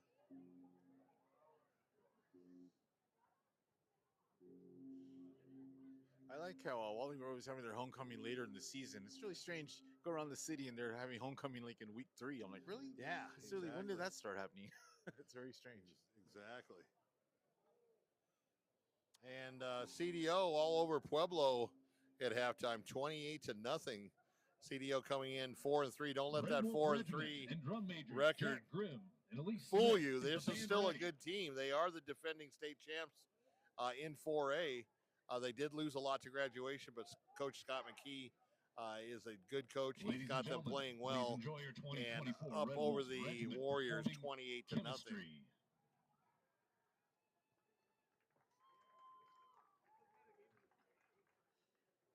I think Walden Grove's they're gonna get a good talking to at halftime. I think they're gonna come out here a little more focused, a little more, with a little more intent on that field. And I look forward to them probably pounding the rock a little bit more in the second half and sticking with that running game, taking the air out of the ball and taking control of this game. Yeah, well, one score I would like to get, we don't have it. It's the rivalry between Wilcox and Benson over in Cochise County. Benson, the home team, coming in at 5-3, as well as Wilcox coming in at 5-3. No love lost between those two schools. They're just about a half hour apart. However, we do not have a score there. So if you know of any Cochise County scores, pass it on to us. I got a score for you here, Bill. We got Marana Mountain View up 10-7 at halftime against Maricopa. And then we got Marana High School in a fight with Buena, 28-21. I didn't expect that. Coach Joe has a good Coach Joe. Never underestimate the Colts. I mean, Joe Thomas is one of the best coaches in Arizona. And the thing is Marana needs a tough game. They had that tough game. Our opening game with South Point came down to the last minute touchdown to Marana to come out on top of that one. But they've been having their way with a lot of teams on their schedule, and this could probably be, really good for them to be in a tough fight with Buena. That's probably a preview of the league of the championship in that division, I would imagine. Oh, and then we got Florence in a tie game at halftime with Crimson. We have Micah Mountain with a commanding 36-0 lead over Saguaro at halftime. Same thing with Sahuarita. Sahuarita 38, Rincon University 0 at halftime. We got Cienega all over Sunnyside, 35-7. So Cienega having their way with Sunnyside right now. That's all I have right now for local scores. Some of the other Phoenix Metro scores are up, but as far as our local 5-2-0 kids, that's what I have so far. So, and remember, 1A starts a week early, so they are done with their regular season. The Hayden Lobos are the defending champs, and they did a great job this year as well, going 9-0 and running the table. So I can see Hayden probably, they're in, St. David's in, Mugion's in, Baghdad is in. There's your 4 buys in 1A. So Desert Christian's going to be in the playoffs. They did stamp their card to go in the playoffs. And that's a good story in itself, Ramon. This is their first year of any football. They're a 1A team, so they're going to be playing 8-man. But the first year of football, and they, I believe, went 5-3 or 6-3, enough to get into the playoffs as an at-large team. They will be playing one of the powerhouses. But, hats off to Desert Christian and coming in and, joining the football schools in 1A and doing very, very well. They're basically playing with house money now, right? Everything is just a bonus, a learning experience. They'll know what they need to do to keep improving, to hang with those big dogs up there. And what a treat it was for us to be able to call a game at St. David and Mogollon. And we knew at that time that, we're looking at 2 of the best teams in 1A, and they'd probably lock horns again. And here we are coming into the season. And once again, they're in a collision course for each other. Yeah, Mogollon's great. I actually when Ray took off his time, I decided to go to the White Mountains, and I had the player of the game certificate in my car. And Mugian was just about a half-hour drive from Sholo. We had the honor and the opportunity. Coach Drew Gamboa invited us on campus to present the Player of the Game award, and I thought that was kind of special. Yeah, that was a hard night to choose a player of the game. I think every one of us there had a different opinion on who deserved it, and yeah, that's a good thing, right? Mugian had like 5 brothers on one team. Yeah, you pick one and you're in good shape. Yeah. So 1A playoffs will be starting soon. I'm sure that they're going to be doing the matchups probably tomorrow with the AIA. Yeah, I'll keep an eye on that scoreboard. If anything changes, I'll shoot an update. Trying to get some more Cochise County scores. There's no Tombstone score. Tombstone tonight is playing Bisbee. Bisbee, that's another good story. Coach Carlos Lopez has the Pumas 7-1 going up against a 5-3 Tombstone team, the Yellow Jackets. So Bisbee's had a very, very good year in football. And once again, hats off to Carlos Lopez, the coach there. That's almost a rivalry game too, like proximity Just right up the there. Street, Yeah, you're right down the road. Let's check the Bulldogs and see where they're doing. They did good south. See if they can do good going north now. Mountain View just got an update. Mountain View is up 17-7 on Maricopa now. So go Mountain Lions. That's personally for me. There we go. Yeah. Okay. So trying to get a Douglas score here. There'll be no, Douglas has a bye. They'll be playing Rincon University on November 1st. So no score from Douglas. And let's check on those Mustangs from Sahuarita. Coach Jake Allen, we were there last week on their big win over Choya, and they're just keeping it rolling. Got a lot of respect for Jake Allen, a good friend, a good supporter of 520 Sports Talk. And obviously, we're very happy that he's turning that Sahuarita program around. They were kind of down for a few years, going through a few coaches, but he seemed to settle things down. You think of all the talent that's in this area, Bill. The Sahuarita area has grown so much, continues to grow. So both these schools will probably, Sahuarita and Walden Grove, but both will probably keep increasing in enrollment if they don't put another high school out here before that.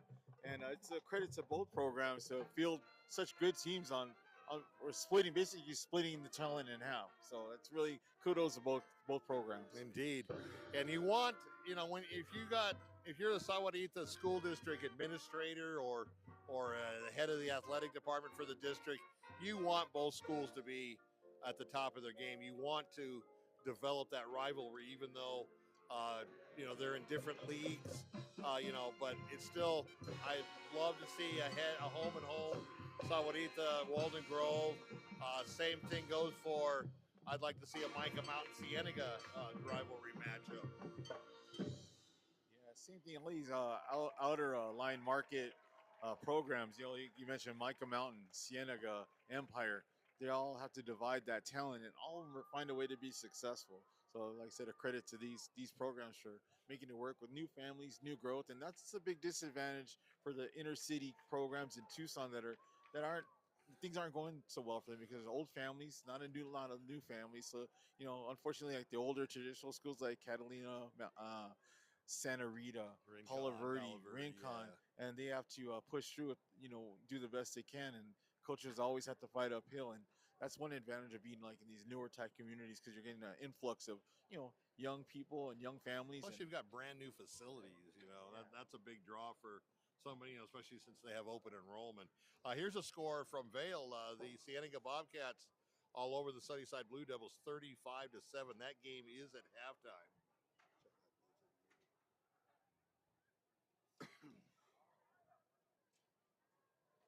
Yeah, I think Micah Mountain, they've definitely taken some talent from Empire, taken some talent from Cienega.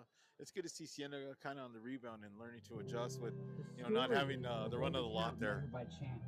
Another score from Casa Grande. The Casa Grande team up 35-13 over Desert View. But then a horrible tragedy happened.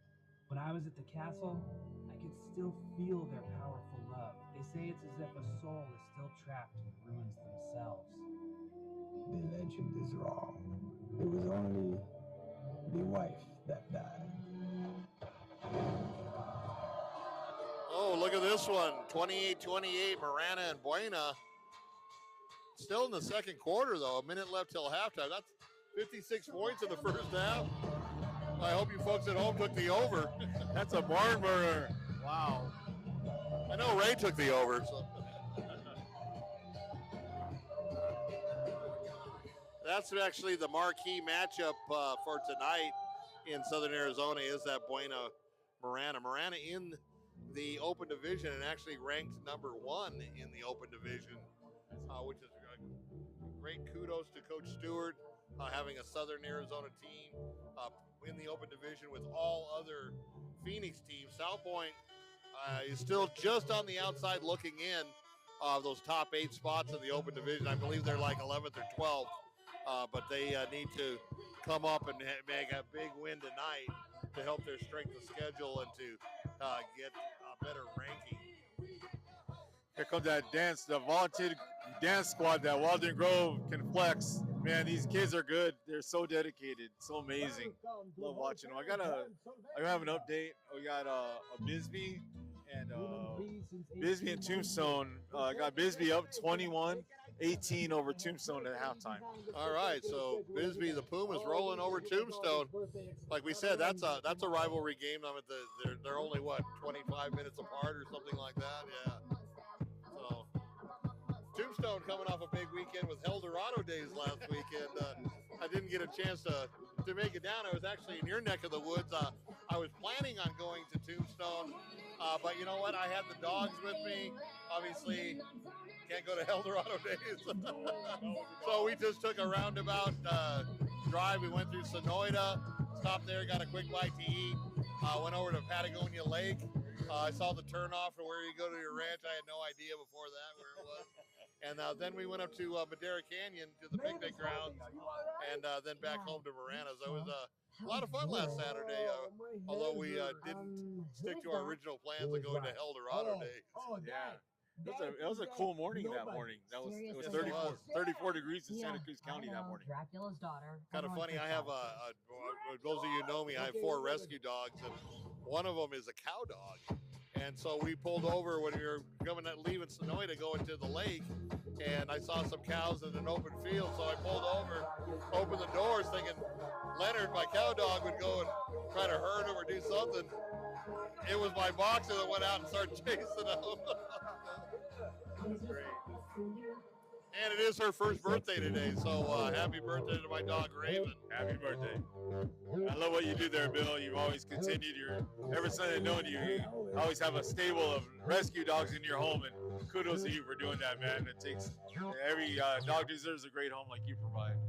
Well, I'll be honest with you, I like my dogs better than a lot of people. I like your dogs better than I like a lot of people. That's right. So just a quick note with Ramon here. I already spoke with Ray, and we're going to be doing Mountain Lion softball. We're going to do quite a few of your home games. Talk to the athletic director. He's down. And actually next week we will be at Mountain View for our Spotlight Game of the Week. And who are they playing next week? Dracula has brought a human into the hotel. I'll have to look real quick. I should know, Bill. You put me on the spot. He's lying. Man, I'm going to get it. Coach Johnson's going to give me some heat for not knowing that. There we go. Man, I'm going to get it. Yes. I'm so sorry. I don't care. I still want to be with you.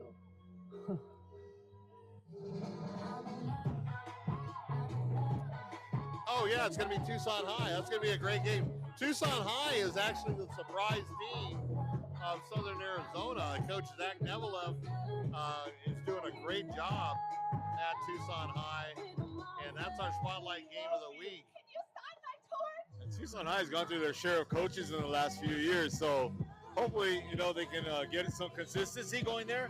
I mean, that's the way to program build. You need a coach that's going to be in it for the long haul.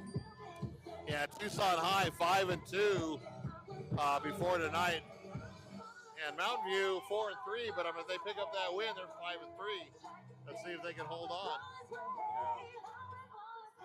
hoping Mountain View can get on a run and, find a spot in the postseason and continue their season. That would be great.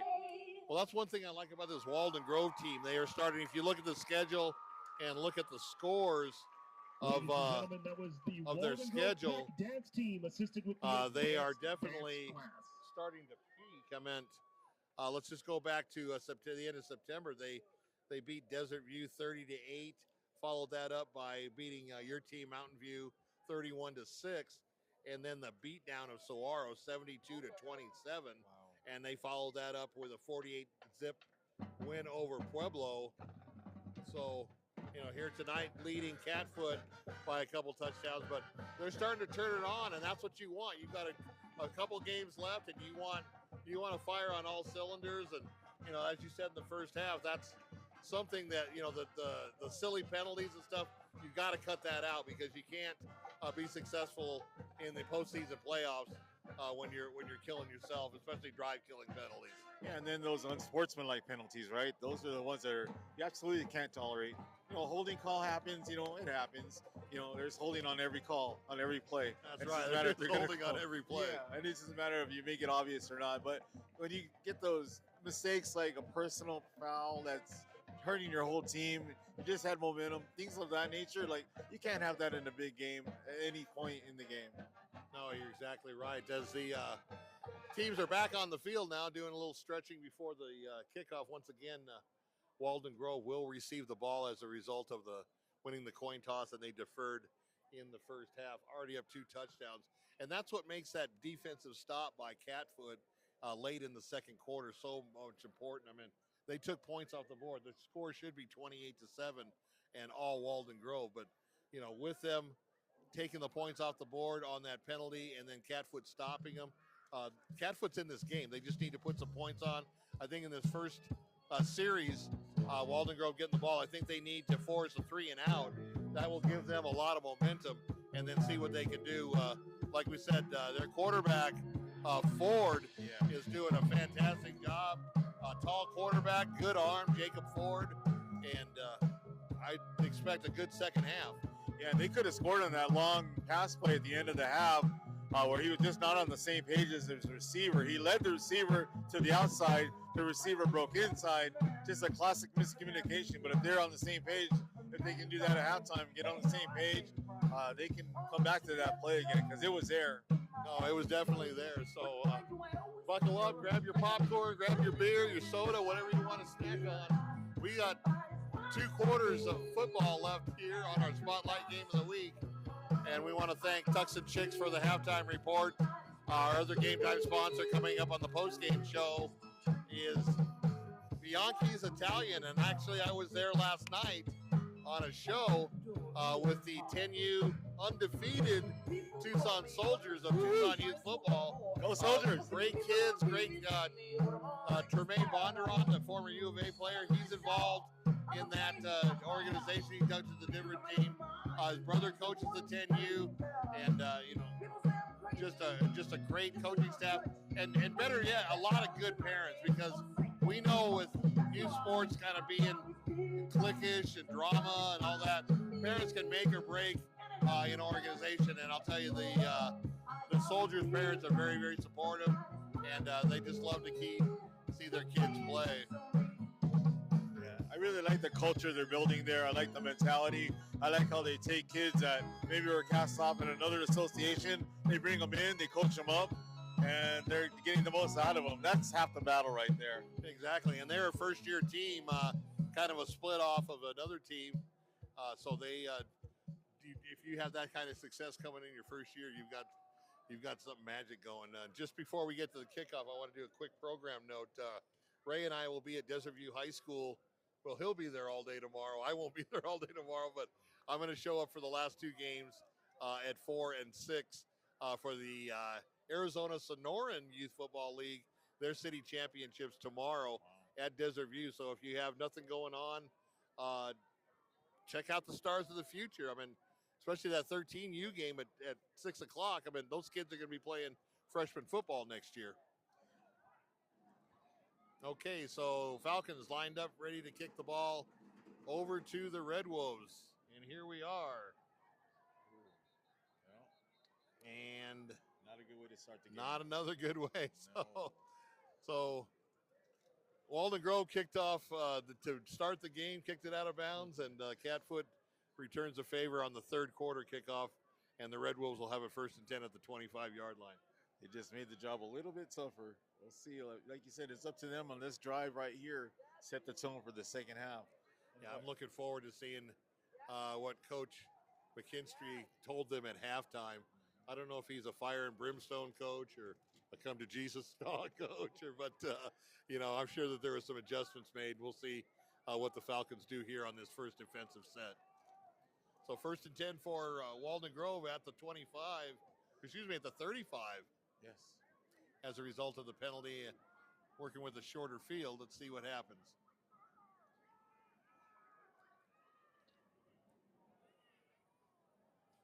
Still on his feet. Now he dumps it off to his checkoff man, and I think the turf monster got him again as he started upfield. He tripped and went down. Short gain. The quarterback had all kinds of fakes, and he was running around. I don't think anybody knew where he exactly was. I was trying to spot him. I saw the receivers going downfield, and I'm like, well, who's got the ball on that one? So good job of hiding the ball by the Walden Grove quarterback, Caleb Layton. The Red Wolves got away with one there. Like, the Falcons been called twice for illegal man downfield. Walden Grove had one downfield, but he wasn't called. So. It wasn't called. All right, 2nd and 8 after all that running, only 2 yards. And this is just what I said. Look at Catfoot on that big defensive tackle. Robert Cash for a short pickup. So Cash he was usually running with a lot of green in front of him, stopped right at the line of scrimmage.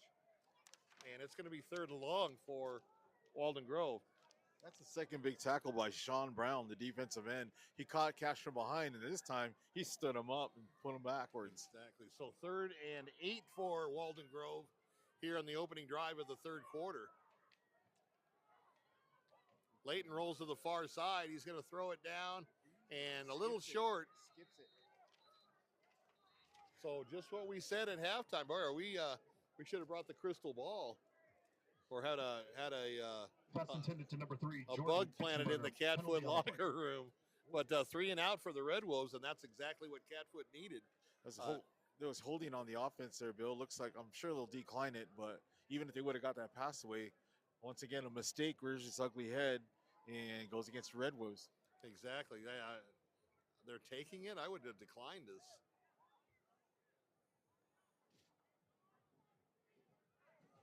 Ooh, that's an interesting call. I mean, with that lightning in a bottle offense with Walden Grove possesses, I don't know if I want to give them another chance, even if it's 3rd and a mile, Very interesting. Yeah, that is a very interesting call. Yes, it is. So looks like about 3rd and 20, 3rd and 21 for the Red Wolves. Okay. We'll see what the Falcons do here. Got trips to the far side. He's looking that way. Good protection. Now it's starting to break down as he rolls.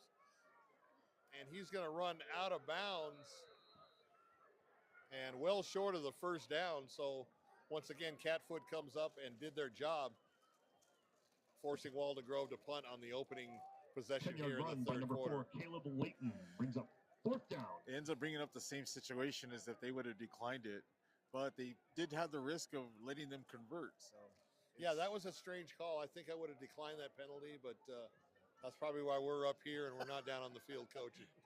That's why he gets the big bucks. That's right. Make those decisions. So just under 10 minutes, 9:55 left, just starting of the third quarter. This is the first possession, and keeping their offense on the field. Now he's got the punter over there. Yeah. Okay, here we go. So Walden Grove set to punt, and he kicks it about the 25-yard line. Nice punt, draws him back, and kind of juggles the ball and smartly just falls on it, and that's where the Catfoot Falcons will take over, 1st and 10 on their own 23-yard line. Yeah, Mason Perez Brewer, the receiver on that, he avoided disaster there. That ball was juggling around. That was a nice kick. Yeah, it was a very nice kick, and he's lucky he fielded it because they could have rolled even further because they had the spin going Waldon Grove's way. So, yeah, he did a good job, but, yeah, it was a little nervous time if you're a Falcon fan right there. Oh, yeah, because you hear those footsteps coming down on special teams. And All you want to do is cover that ball. So Catfoot with their first possession here in the second half, down 21-7. Let's see what they can do. Ford back in the pass. He's got good protection. All day long. Now he's going to roll to the far side, throw on the run, and complete over the 30 to about the 32 or 33. Let's see where they mark it. Very close to the first down. Nice play. He broke a by tackle. the Falcons. Yeah. Brought down on the play by number 6, Buddy Davis, and number 2, Jackson Philistine. The Walden Grove defender came in and tried to lay the big hit on him.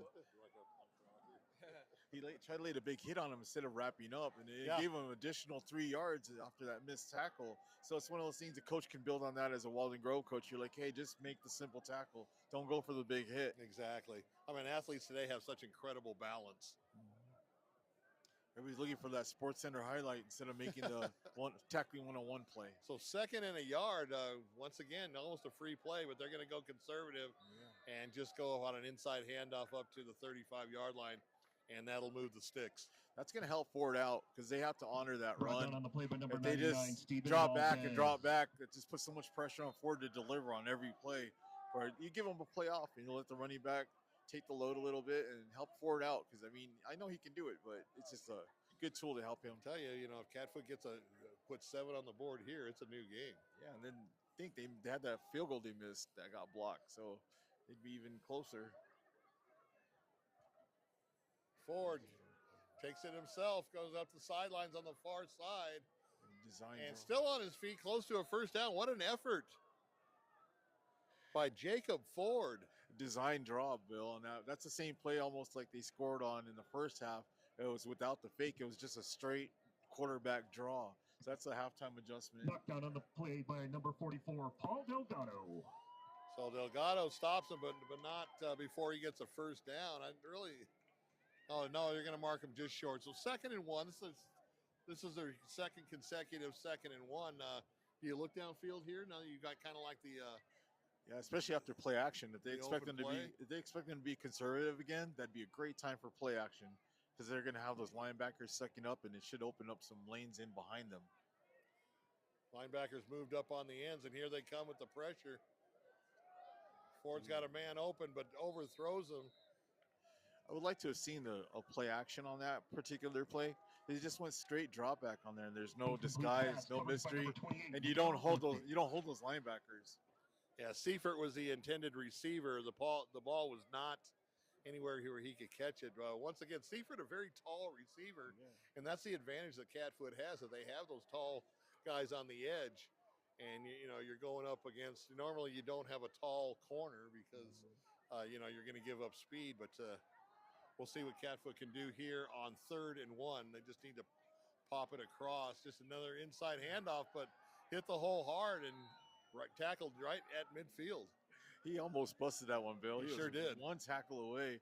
And Walden Grove, they're going to have to clean up their tackling. They're coming up in the second half, and they're not sharp. They're not focused. And I think they're a little too comfortable right now. They're all looking to make the big hit and not make the sure tackle. That was a good draw play. That was a good call because they were coming with pressure, and he just ran right past him. Yeah, he's one tackle away from breaking that one. So 1st and 10 for Catfoot now at midfield. And they have to honor the run now. So that's going to keep those guys back. Here's Ford on a little out pattern, and a catchable ball was dropped by number 7, Mason Perez Brewer. Incomplete pass coverage by number 28. The ball was on time. The ball was there. It just went through his hands. Yeah, that was a catchable And ball. by number 2, Jackson Philistine. He may have to do a little bit of jogging on Monday. I don't know. Let's see what. Or do the jug.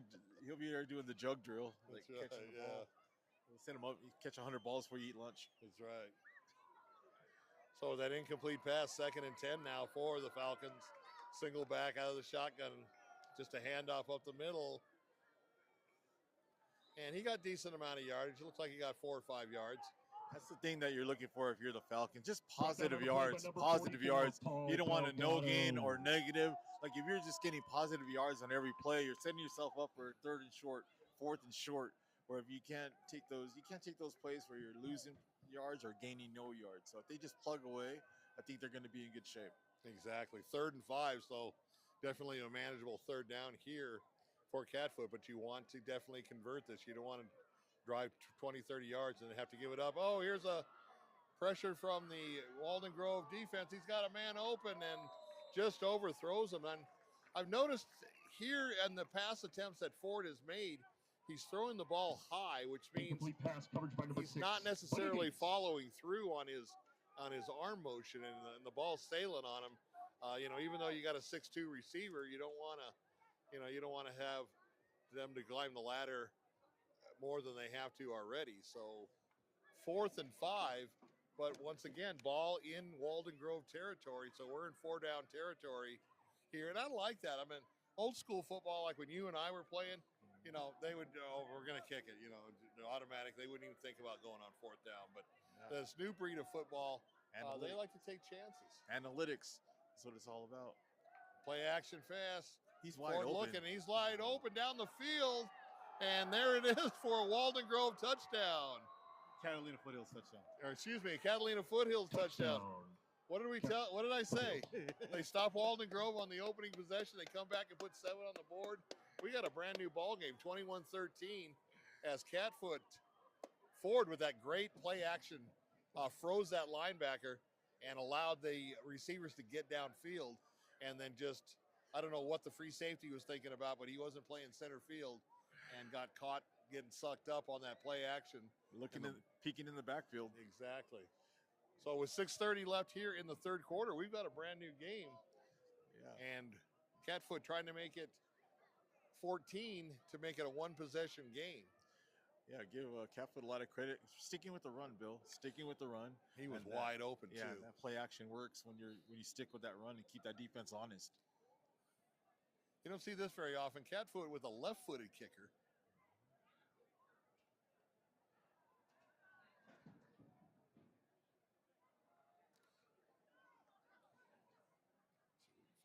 I didn't get the call there. I didn't see what it was either. It must have been after the play, which they'll probably take it off on the kickoff. I think they moved the ball up. Once again, Mountain View up 20-7 over Maricopa. Paul Johnson, good job. Still no score, Nogales, Ironwood Ridge. Got it. And it's good. The kick is good, Bill. And that's the kick is good. So with the 6:30 mark in the 3rd quarter, we got a whole new ball game. Waldon Grove up 21-14 now. As dominant as Waldon Grove was in that first half at times, give Catfoot, their coaching staff, their kids, a ton of credit here for this sticking with it. You never saw like bad body language. You never saw them. They were in the game the whole time. Yeah. A quick score, Pueblo on the board now, but still down to CDL 30-7. 5 minutes left to go in the 3rd quarter. For being at home, for being homecoming, that sometimes that's a distraction in itself. A little extended halftime, and then you have your players worrying about who's homecoming king or this or that, and it looks like maybe Waldon Grove, like I said, not coming out as sharp. Without a date and try to pick somebody up there. So a quick score as well before we get the kickoff. Push Ridge scores again, up 15-0 over Thatcher now. Stays in bounds this time. Stays in bounds, picked up at the 6-yard line. He's going to go straight for the middle. Now he's coming to the near sideline. And nice coverage by Catfoot as they tackle him around the 27-yard line. That's where the Red Wolves will take over, 1st and 10. Kickoff returned by number 18. That was a really Javon Coleman. Really nice. 1st down, Waldon Grove. Really nice open field tackle by Christian Gelger. Yeah, Christian Gelger. Yeah, he did a really nice job. That was like a one-on-one tackle. No score from Catalina Palaverdi. Think about it, Bill. Waldon Grove scored on what? A kickoff return, and they scored on a razzle-dazzle play. Razzle-dazzle play, yeah. So this is a couple quick strikes outside of that. So first down for the Red Wolves as Catalina Foothills says not on this down as they stood them up right there at the line of scrimmage. No gain, and we do have finally a score, a South Point score up 14-9 over Mountain Short Point, and bus on the that's run. at Mountain Point up in the valley. So the Lancers up top there trying to sneak into that open division with a couple games left. Walden Grove's big offensive line not leaning on Falcons like they did in the first half. Falcons coming back, making their adjustments. Actually saw Coach Pat Ryden yesterday at the Arizona Bowl luncheon. Always a good, big supporter of 520 Sports Talk. And a broken play, but a lot of yardage going up the field over the 35 to about the 37. Bad luck for the Falcons there. They had the quarterback wrapped up in the backfield. Ball comes loose, takes a bounce. Pitch A is to Walden. number 9, Robert Cash, for a 14-yard pickup. First down, Walden Grove. Look So what I ball found. came loose and right into Cash's hands. Look what I found. That was a ready-made double play ball. Oh my goodness. So sometimes it's better to be lucky than good, and that's what happened here with Walden Grove. That might be the First sport and Walden's 10, looking for. 5:21 left to go in the third quarter. Leighton back to pass. Now he's going to roll to the far side. He had that shallow crosser for 5 yards if he wanted it. He went off for the further guy back, and I sometimes think he was waiting for that deep receiver to make a move, Number 3, but the Jordan Eichenberger. Catfoot secondary stood right with him. it's a game of adjustments, Bill. And so far, 7 minutes into this second half, I think that Falcons definitely have the advantage. Well, like I said, even in the first half when they were behind by 2 touchdowns, this does not look like a 1-16.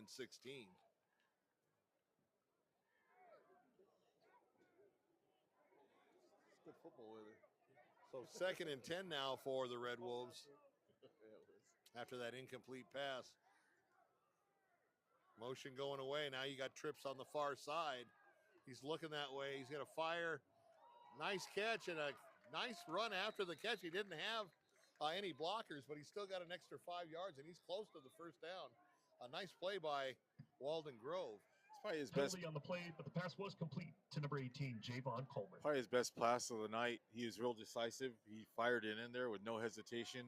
Didn't get happy feet, and I think we're going to get a hold here. And the penalty is definitely going against Waldon Grove, which will nullify that play. it's been extremely one-sided penalty-wise tonight. Walden Grove, the home team, team with a better record, the team expected to win. They're winning as far as that goes is in the penalty department. The penalty on the play was false start against So Walden the false Grove. start, a procedure penalty, is just going to cost them 5. But, when you have a good play like that and you'd have to take it off the board, he was close to a first down, and now you're looking at 2nd and 15. Yeah, it's like a 14-yard net loss in a sense. Sure. Because you lose all that yardage that you gained.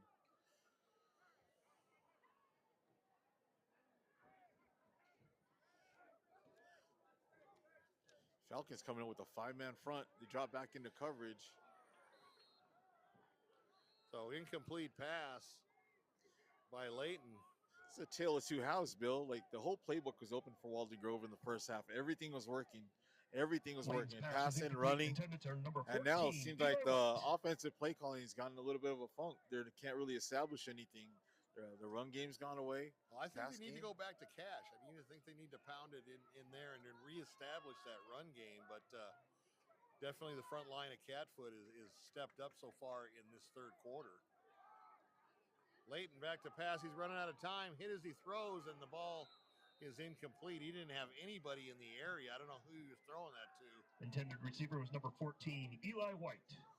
They're saying Fourth down. Eli White was the intended receiver, but he was down by Rio Rico. I Wasn't anywhere close to. He's in the wrong zip code. Exactly. So once again, 4th down and 15, and the Red Wolves are going to have to punt it away. Don't go away. This Catfoot team's got all the momentum now. Yeah, they just made this real interesting. I think the quarterback expected that receiver to keep running across the field, and he stopped, did a curl route. That could have been true. And so he had to stop at the Burger King in Rio Rico. High snap on the punt, but he gets it away. But it's a high punt, a short punt, fair catch called, and they'll start their possession at their own 41-yard line. Man, Brewer caught that in a whole bunch of traffic. He sure did. I went really sky high, He could have easily juggled that ball, but It kudos wasn't to a him. bad punt. I mean, you knew you weren't going to get any type of run back. It was either going to hit the turf or be a fair catch. But still, Catfoot working with great field position at their own 41-yard line to start the drive. You know, with the way Ford is playing tonight, win or lose, like I don't know if you've ever done it, but give the player award, player of the game award to the player on the losing team, because right now he's the best player on the field. Yeah, he really is. So we've done that a couple times, but it's not common, that's for sure. 1st and 10, just a handoff tries to get to the edge, and nothing doing by that linebacker and corner. Tackled for a loss by number 21. Coming up for Waldon Grove. Jonathan Bustos. So Bustos with a nice tackle behind the line of scrimmage. Yeah, Magnus Johansson, the running back there, he had a really nice block set up by Cole Denry and by Cole Denny. Instead of going inside the block, he tried to go outside of the block. The edge, yeah. And that's where that corner came up on support with that outside backer. Yeah, if he'd have been a little more patient, let the block set up for him, he would at least had a positive gain and not lose yards. We talked about that last drive. Just go forward, just get positive plays. Yeah, you don't want to run horizontal before. It's hard to overcome losses on these plays for the Falcons. So 2nd and 12 after the loss of 2 yards. Ford on a play action. Here goes pressure from the outside. Dumps it off on the outside. Caught, but no yardage after the catch. And once again, a very short gain. It's going to set up 3rd and long for the Falcons. Well, Brewer had that drop in the last drive. Tackle on the play by number 28. At least he caught it. That's an improvement because he held on to it this time. Unfortunately, not much after the catch. No yak yards, Jabil. Yeah, nothing after the catch.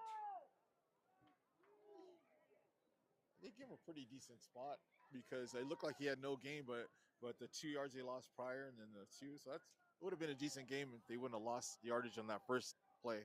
Exactly. 3rd and 8 after that nice tackle by Aboite. See if Walden brings the heat on there. Looks like we got some double A gap blitz. Picked up nicely by the running back. Oh! Got away, and he's going to get a 1st down and more. I'll tell you, that would have been a heck of a play by the defense when they sold out on the blitz, and they did complete that pass to the outside. He had him dead to right on the tackle, and the good job by the Falcon receiver to not go down and head up the sideline and got that key 1st down. So that was a heck of a play. Thanks for that replay, Ray. That was a really good play to watch. You know, that whole play was set up by the blitz pickup on the double A gap blitz by the running back. He picked up the blitzing linebacker, gave Ford enough time to get that ball out. And once again, Waldon Grove with bad tackling that's leading to 1st down. Yeah, that corner was right there. They could have stopped him and stopped the drive right there, but nothing doing for Catfoot as they get a 1st down. 2:47 left to go here in the 3rd quarter. Yeah, just wrap up, wait for the cavalry. Forward and gets past the initial rush and up the sidelines. What a play by Ford. He's feeling it too, Bill. Bringing the heat, and he just basically sidestepped him, and he had a lot of green in front of him. He is once he got past the blitz. 6, Buddy Davis. He is pumped up too, man. He's feeling it. He's getting in that zone right now where nothing's going wrong. Catfoot's got all the momentum now. Still down by a touchdown, but moving the ball. And a couple great plays. The last 2 plays, the receiver avoiding the tackle after the blitz, and then Ford with that heads-up run up the far sideline.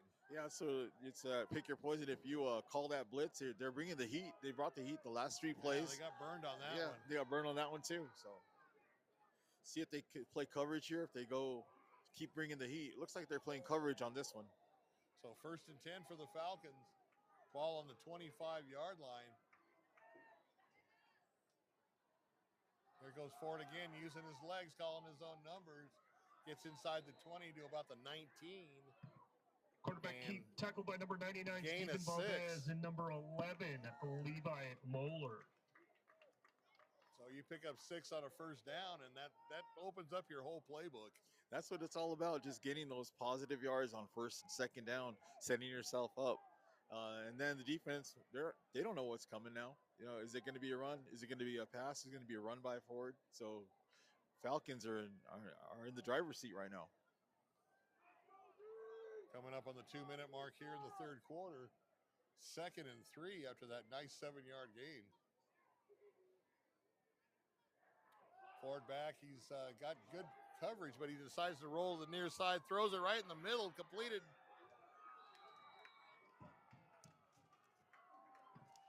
Nice Tackle on the play catch by number 44. by Matthew Paul Seifert. Delgado. Delgado on the tackle, but not before And Seifert assisted by number 2. got the Jackson first Boski. down. And right now, Catfoot is all momentum, and it's 1st and goal for the Falcons. Look for that draw play once 146. again, Bill. They're set up for that draw play once again because they don't really have an answer for it. Well, they're just over pursuing, I think, is what it is. They want to get that. They want to put so much pressure on Ford, and he's able to use his legs. He's a gifted athlete. Middle's wide open. First down, just an inside handoff. Got positive yardage. Probably gained a couple inside the 5 now. Tackle on the play by number 75, Rodrigo Carrazosa. So as you mentioned before, in the first half, it was all Waldon Grove. But as you also mentioned, it wasn't sustained drives. It was lightning in a bottle. You know, they scored off the interception. They scored the first play from scrimmage, and then they got the kickoff return. So Catfoot coming up and catching up now. And the defense has been on the field a long time. They're 3 yards away from tying this baby up. Yeah, Walden Grove's defense. Ford. Ooh, there it is. Just walks in on a nice counter play on the report. Did he come back and do the reverse? I didn't see that. Yeah, it was an end around. We'll do it on the replay here with an end around. End around. Okay, I thought Ford was going to call his own number. I was concentrating on him, but once again, great replay coverage by Ray Tapia and Ray Elite Zone here. Yeah, fortunate to have this first-class broadcast. Touchdown, Catalina Foothills. So we're 1 point away from a tie game here, pending the point after.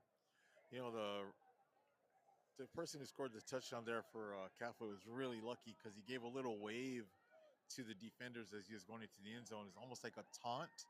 So luckily for him and for Catfoot that the referees didn't see that, because that's something that I'm sure his coach is going to talk to him about on Monday, because you can't do those kind of things. You just put yourself in position, and he could have really cost his team there. Exactly. And once again, we would have taken it off on the kickoff.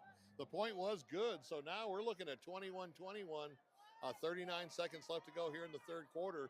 Do not go away. This fourth quarter is going to be epic here. And I'm glad we had it. We've had a couple of blowout games, and they happened. We were pretty much out the gate. The first 3 games we had with Marana, South Point, and then Bisbee, Douglas, and they were all last second, under 30-second wins. Then you got to have a couple of blowouts, and here we are again now locked up at 21. I've been pretty lucky. I've been here for the good ones. I like it. It makes the game fun for everybody. Unless you're a Walden Grove fan right now, you're a little nervous. I don't know if those are feet or knees down there. Yeah, crowd coming alive, and I'll tell you, the Red Wolves need it here on homecoming. Oh, man. He stayed in bounds. And he stayed in bounds, and he's going to bring it up. Now he's going to try to come to the far side, but he's not going anywhere. Nice coverage on the kick team for Catfoot as they tackle him shy of the 20-yard line. Kickoff return by number 18, Javon Coleman. First down, Walden Grove. So Waldon Grove should get a play, maybe 2 plays if it's a pass and an incompletion. And then we'll be wrapped up on the third quarter. Catfoot looking like they're on the 5-game win streak right now. They're have all the momentum in the world, and they're 1 quarter away from pulling a big upset here. Yeah, I got to be honest. I haven't followed Catfoot this year. When I saw 1-6, I'm like, usually they're at the top or near the top, and I was like, what's wrong with this team? And coming in tonight, I wasn't sure what to expect, but they have played out of their minds, and they are not playing like a 1-16. Late substitution on the edge. I don't know if somebody got drawn off sides or what the call is, but we'll find out shortly. It looked like a man went into motion for Waldon Grove, so it looked like a procedure penalty on Walden. What it looked like to me. Not sure if that'll be the case, but it looked like a procedure penalty.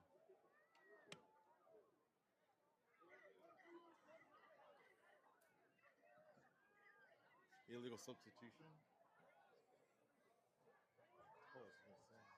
Offensive or offsetting penalties, it looks like. So we'll just play the down over. 32 seconds left to go here in the third quarter. It'll still be 1st and 10.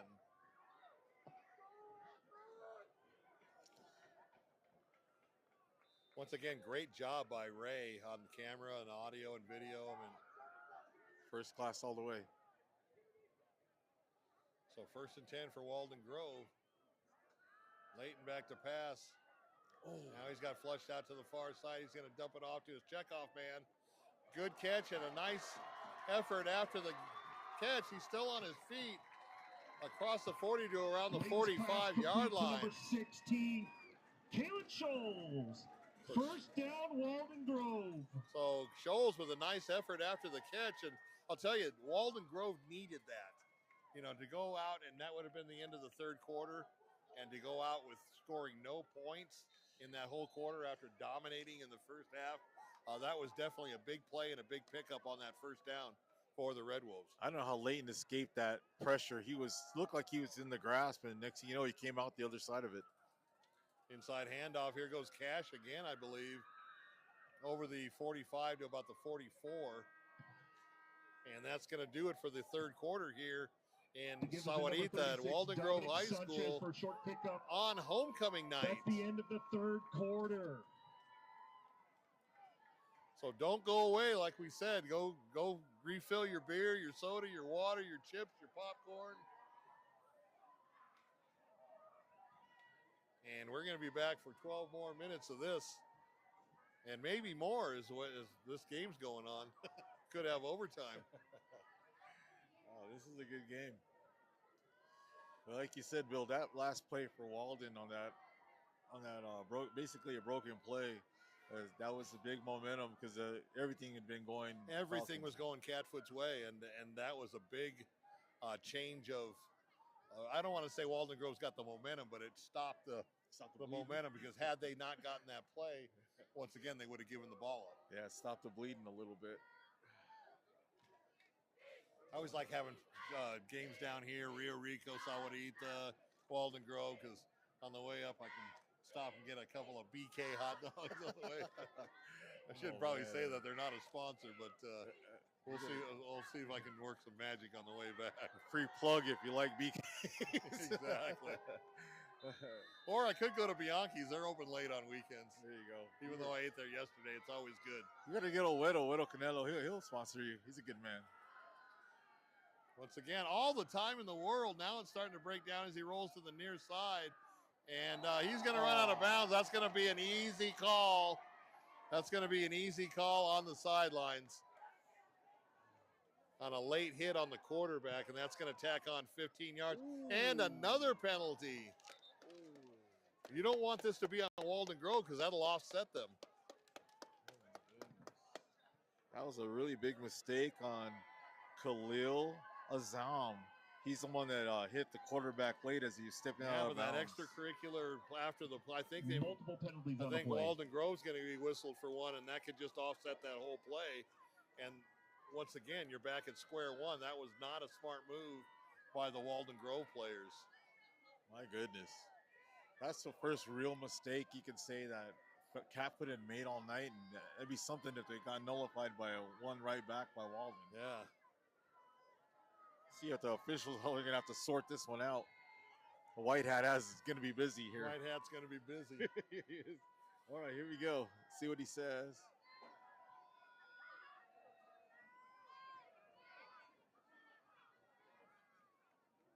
Okay, there's a personal foul. And you got sportsmanlike on Walden Grove. So at the end of the day, where Walden Grove could have been in great field position in Catfoot territory, they get lost by the unsportsmanlike conduct on their own players. So looks like offsetting penalties. Not a smart move by the Red Wolves on that. You just got to let that be. And you could have been 15 yards down the field. What's going on here? They're still going to march it off, and then they're going to march it back, I would imagine.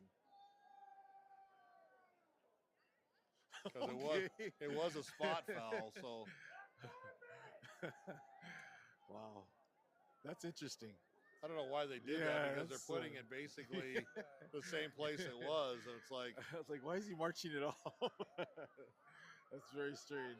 Just a little more airtime for the refs or something. Yeah. I don't know. Wow. It would still be a first down because the unsportsmanlike happened after. It should still be first down. Right. But they're going to treat it as offsetting because that penalty should be first down. It should be, and there is a timeout now on the field. I'm not sure who called it. Yeah, because if the dead ball penalty happened afterwards, they should mark the 15 yards off. Should be first down because of the personal foul. And then 15 mark it yards back. So it should be off. first and 25. But right now, we're looking Oh, at yeah. the yard markers. They changed it. Right? Okay, yeah, looking at the yard markers. It's hard to tell what they're doing. Yeah. I mean, right from here, it looks like first and 5. Yeah, they're still sorting it out. So that'll give us a chance to get you a couple of scores while the action on the field. Once again, South Point at halftime over Mountain Point 14-9. South Point trying to get into that open division.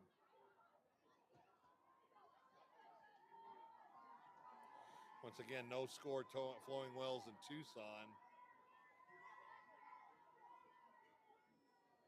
Or Choya Empire.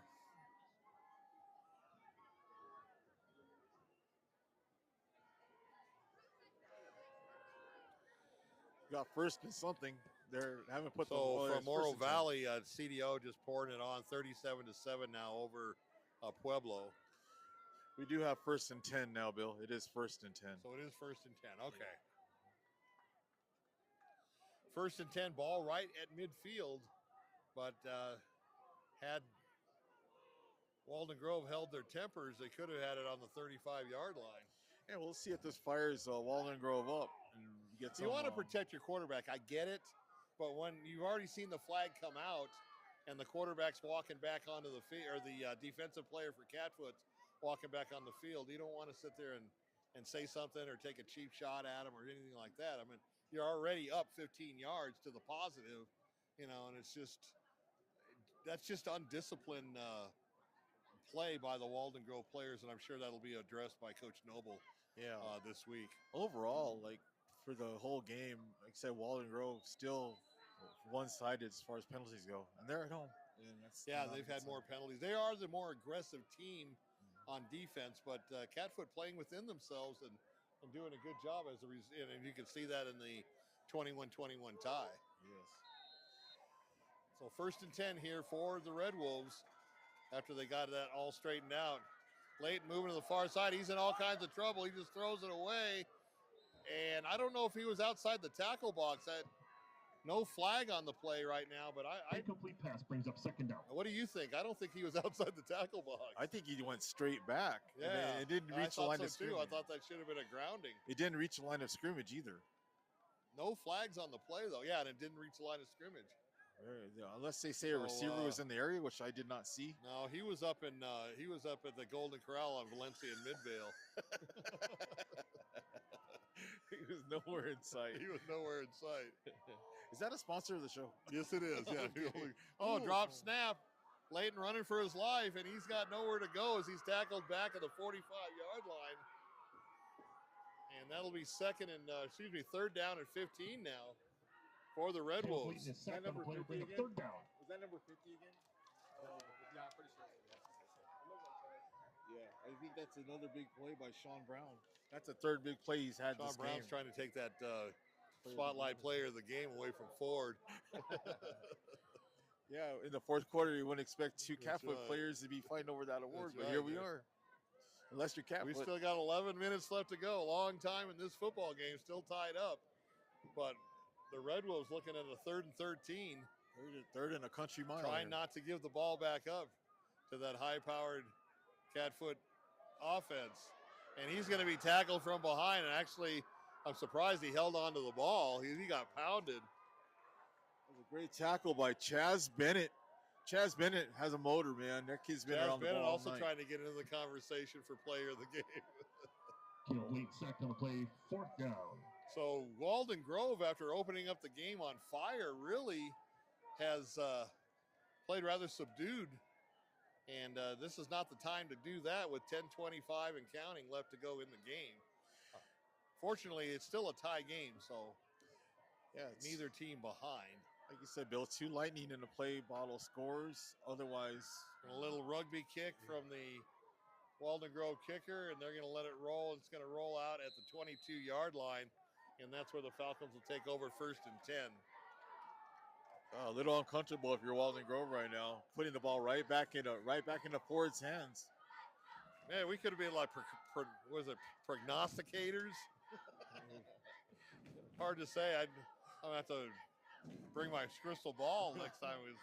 Everything we've said has gone true so far from the halftime show. I think we've been around the game for a long time, Bill. Seen it, been there, done that, and here it is. Having a good game tonight. A couple of OGs up here with Ray. Ray's like the baby. Making it happen. Somebody has to run this technology. You know? Me and Bill are like 10 thumbs up here. Yeah. All right, 1st and 10 for the Falcons. 10:05 left to go in this one. Play action pass is going to go outside, and I'll tell you, I've seen that happen so many times. You want to start running the ball before you catch it.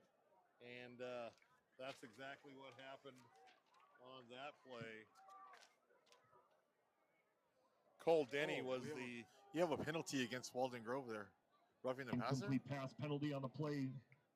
They roughed the passer. Indication is roughing the passer. And that's what it is. So that's a big one. That's a 15-yarder.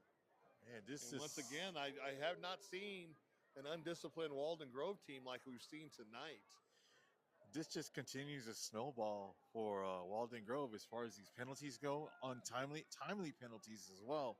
Like you said, you have them pinned up at their 22. You can hold them and win the field position battle. And now a penalty like that's already flipped the field. That penalty right there flipped the field even if they have to punt. Yeah. So 9:53 and counting, 21-21 here in Sahuarita.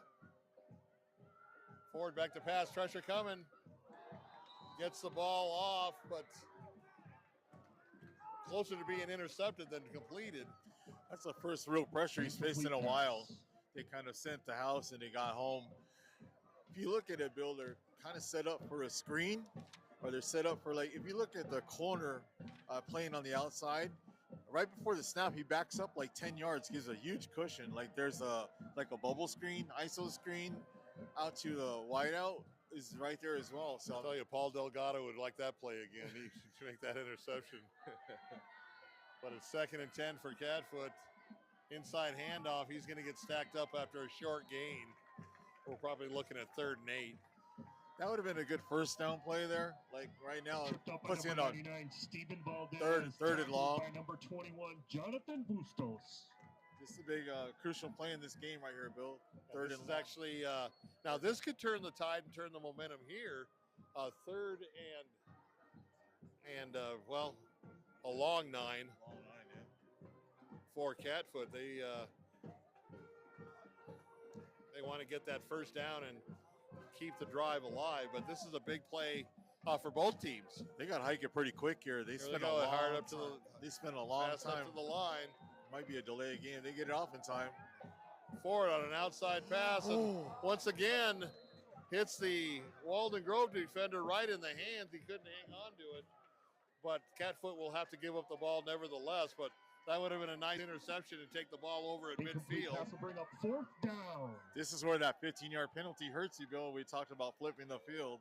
You know, wherever they end up getting the ball here, you would have added 15 yards onto the play. Let me throw this one at you. You know this punter's got a good leg. Do you put pressure on him? Maybe go for the block. You don't want to, but you also risk roughing the kicker. But I think I would put a little bit of pressure on him, make him think about it. You don't want to give him just a free view of a kick. They've gotten close a couple times. Catfoot's thinking the same thing. They got 3 guys back. Let's see if the pressure comes from the outside or right up the middle. They're bringing one of their gunners in. Barely missed it. Great kick. And not too much of a bounce for. I see a penalty flag for Catfoot, but nobody touched the ball except for to down it. But there was a penalty flag thrown. There's a flag on the play. Let's see what it is. I mean, he didn't call for a fair catch, did he? No, he didn't.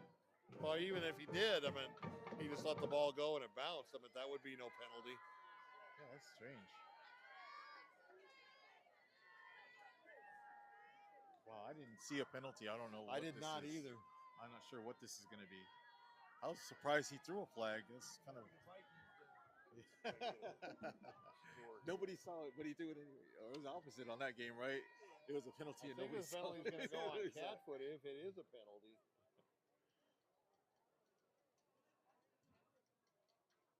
White Hat still hasn't come out with the call yet. Oh, Catfoot's pointing at Walden. So this is So just our first insulting. final of the game, the Mountain Lions come out on top 20-7 over Maricopa. And it is against Walden. It's going to be interesting to see what the call is. So you compound this The whole penalty is illegal situation block in the back. against Walden Grove. Legal block in the back. First down, Walden Grove. Now it's Catholics' chance to flip the field if they can hold them 3 and out here. Yeah, so definitely the field was flipped, and Walden Grove's got their work cut out for them. Still plenty of time, 8:43 It all goes here in the final quarter. It all goes back to that 15-yard penalty, Bill. It all goes back to that. Once again, penalties are killers. Nice run on first down. Got over the 20. And it'll be about second and 5. Sebastian Gallardo. So a little change of pace with Gallardo taking the carry instead of Cash. See if Walden Grove can reassert that running game that was so dominant in the first half. So second and 5 on that nice play. Another handoff. Nice hole. He's still on his feet. There's a holding call, Bill. And he's going to get tackled up by the 30. But once again, the Hankies come out. And there's another one. So this could be offsetting as well. Give us the number 30, Sebastian Gallardo. Multiple penalties on the So play. Gallardo once again with back-to-back carries, but all kinds of flags on the field. Chaz Bennett had a beeline for the runner, and he was held. I saw that one clear as day. That's the one the back judge saw. I saw that holding penalty a long ways out. Second flag, I'm not sure what it is. Well, that second flag was after the whistle, so it's got to be some type of unsportsman, I would imagine. My goodness.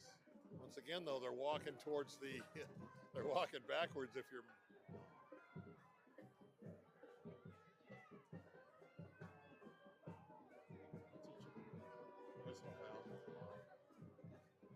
Holding. Okay, holding against Walden Grove, and what was the penalty against Catfoot? Personal foul. Oh, both holdings. Okay, so 2 hold calls on the Offsetting? field. Offsetting penalties. Maybe, yeah, offsetting. Ball's going to be at the 20-yard Offsetting line. penalties will be Second and down. 5. So after all that, we just replay the down. Nice play. Ooh, he missed it. Boy, he got all of that on his own. Didn't get a lot of yardage, but had no blocking. And he was hit by 3 or 4 Catfoot players. Still kept Give his us the number feet. 9, Robert Cash. 3-yard And pickup. once again, Cash trying to carry this team on his back. Big Sean Brown came in here, almost had him for a loss, but just couldn't quite hold on. Cash is too much for Brown on that play. That's So the here's first a big play, even though they're deep in their own territory and it's only 1 yard. This is a big play for the Red Wolves. Just an inside handoff to Cash, and I don't think he's going to get it. He doesn't. He's short. He got stood up, tried to We'll give spin us the out of number it, 9, and nothing Robert doing. Cash. Short loss on the play will bring up 4th down. So he lost, looked like 3 yards on the play. It's going to be 4th and 4, 4th and 5. Well, Catfoot winning that field position battle, Bill. This is all setting up for the Falcons. Yeah, so the Falcons should get good field position off this punt unless he can boom one out. Let me see if I can get a quick score here. Which one are you looking at? South Point, maybe?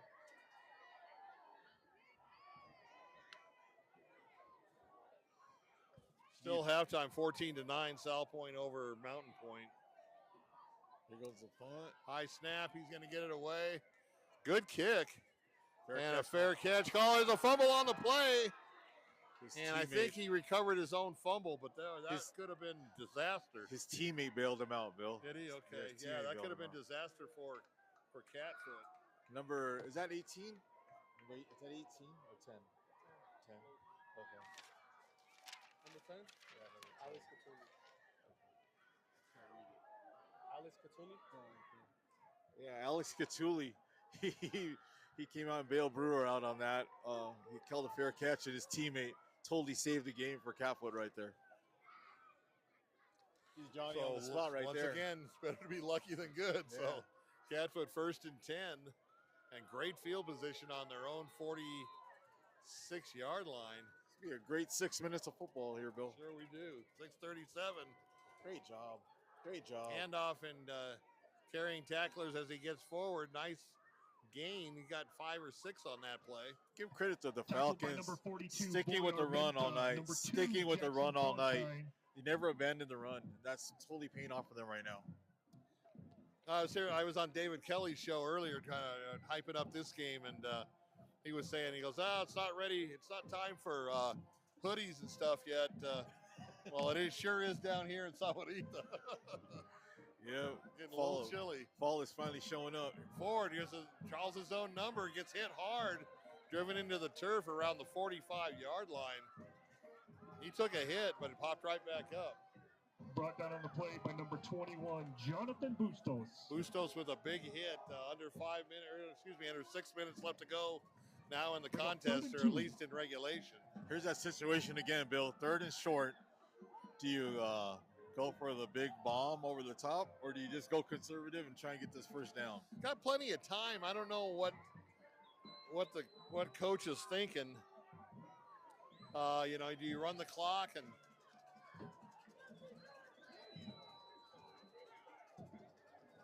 They're bringing the heat. They got to pick up the first down before anything.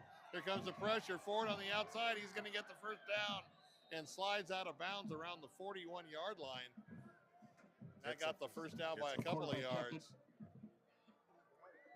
Was able to pick up a first down. Ford has been athletic with that play. And you would hope that the defensive ends for Waldon Grove would get a little more discipline on that, because I thought he went out of bounds, but they are going to start the clock. That would have been. You don't want to go out of bounds if you're Catfoot. Yeah, you keep letting them get around the edge there and giving them yardage to gain. So under 5 minutes left to go, 4:55 and counting as they come up to the line. 1st and 10 for the Falcons. They're playing really in tight. They're in a run-heavy formation. Here comes pressure from the outside. And a fumble. Did he get the pass off, or was that fumbled forward? Fumbled forward, and Walden Grove comes up with a big turnover on a huge hit from the backside. He didn't see him coming. Let's see that replay. Wow. Watch on the replay where he just got smacked hard. Never had a chance. Fumbled the ball forward, and Johnny on the spot, Walden Grove with the recovery. Now you're looking at the clock. 4:35 left to go here in regulation. Walden Grove, you've got the ball, and Corey Noble from Walden Grove's walking all the way over there to see what the injury is on his guy. That's the first time they've really gotten to Ford tonight, and what a time to do it. With a little over 4 minutes left, the defense for Walden Grove comes up with their first really big play of the night.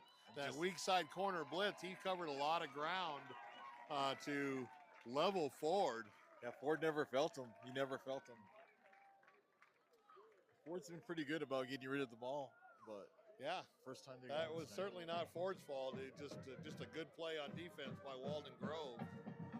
But now you've got a different scenario. Walden Grove comes up. They've just snatched the momentum away from Catfoot. They got 4:35, and I believe they have all of their timeouts left too. So they don't have to be in any type of a hurry. Let's see if they go back to cash and try to get loosen up on a little run game and try to open up that passing game. Yeah, they have enough time where they can still run the ball as much as they'd like and milk the clock and try and ice this one. Motion to the near side. He's going to pitch it out on a little pitch and catch. Avoids the first tackler. Can't get away from the second one, but that could have been disaster. He did not gain anything, but he could have lost 5 yards very easily. Yeah, Jackson Goldset, number 3, came in and missed that tackle. He was bailed out by his teammate because he didn't break down. He went for the big hit instead of the tackle. He did lose about a half a yard, but that could have been a lot worse. Clock running up, coming up on the 4 minute. We'll be under 4 minutes by the time they snap the ball. Walden Grove taking their time getting this play in. They're trying, like you said, trying to manage this clock properly and try and win the game at the same time. You don't want to be stupid with the clock, though, and let precious time run off just kind of messing around. Yeah, they're still on their side of the field. Ooh, good route. Right over the middle, but Good not tackle. a lot of yardage after the catch. Layton's pass complete to number 16, Kalen Scholes. So Short pickup on the Scholes with the catch, but we're looking at 3rd and long now, 3rd and 9, after that big hit on Ford to jar the ball loose. You know, after that last play, Jackson Golset went for that big tackle and last play, missed it. This time he was going to make sure he held on for dear life, waited for the cavalry to show up and finish that play off. Great job on his part. Great job by the Catfoot defense there. So 3rd and 9, this is a big play here. Still 3 minutes left. I mean, if Catfoot gets the ball, they've got plenty of time. Here comes the heat. And there it is. And did he get the first down? It's going to be close. I believe he did. And Coleman. First down, Waldon Grove. so Coleman with a clutch catch and a first down to keep the drive alive. That'll stop the clock until they move the chains. Under 3 minutes now, Bill. This is crunch time now.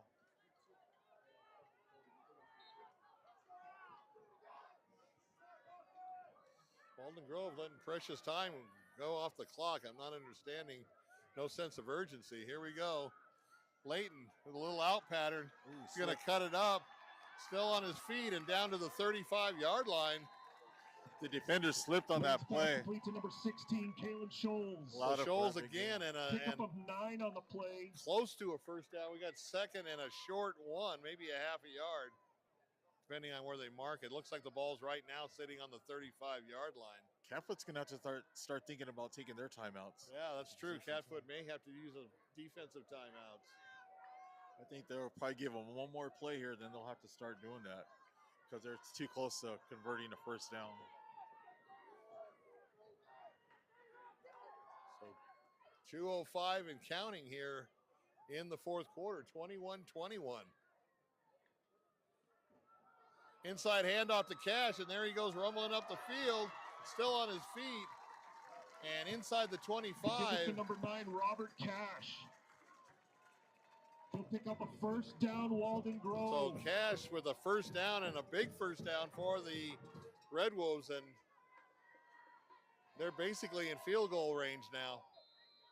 Yeah, they're looking for more than that, Bill. They're going to try. Oh, yeah, you don't want to sit there. You never want to leave the game up to the kicker. I mean, they're nice guys, but come on now. They already had one block tonight, too. Yeah, they blocked the one right. earlier before half. Inside handoff to Cash again. He's trying to bounce outside, and Catfoot right there. Here's what they drops it for about a yard loss. Played by number 9, Robert Cash. They're not using their timeouts. So they're still letting the clock tick. Now at 1:20. Very interesting way they're playing this. A lot of time running off here. I'm not understanding this for either team, for Catfoot or for Waldon Grove. Somebody should call a timeout. Ball security is going to be big here. Ball security is job one right here. Motion to the near side, making it 3 receivers on that side. Layton rolling out, throwing the ball in the end zone. Touchdown, Waldon Grove. Touchdown, on a great catch. Here comes the replay. Watch this replay.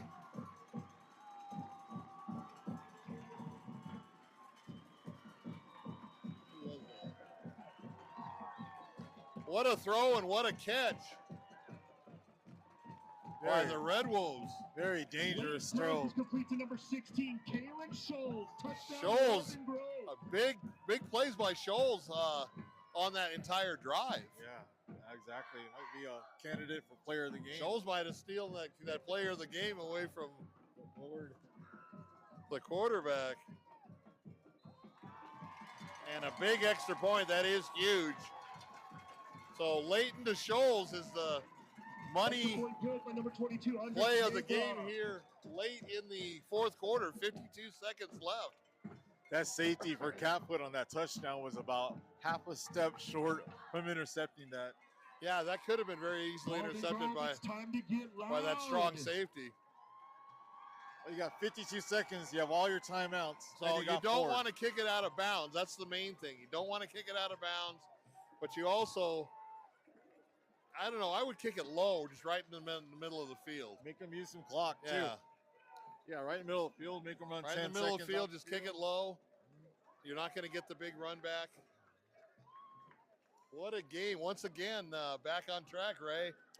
Last second heroics so far for Walden Grove, but we're not done yet. Catfoot's shown the ability. They can come right back. Yeah, they've had a few. They get yards in chunks, too, so it'll be interesting.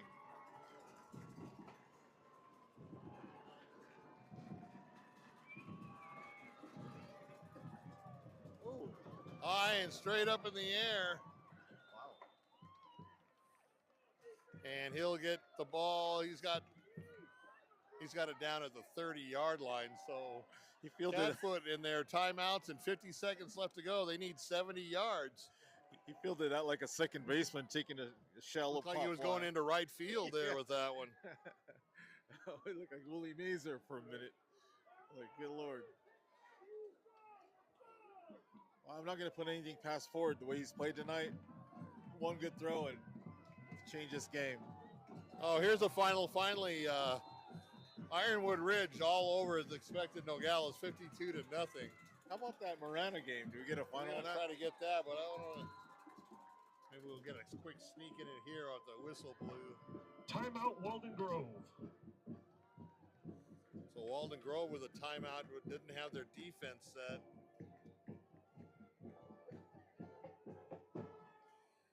Oh, Buena up 38-35, trying to give Miranda their first loss of the year. Ooh.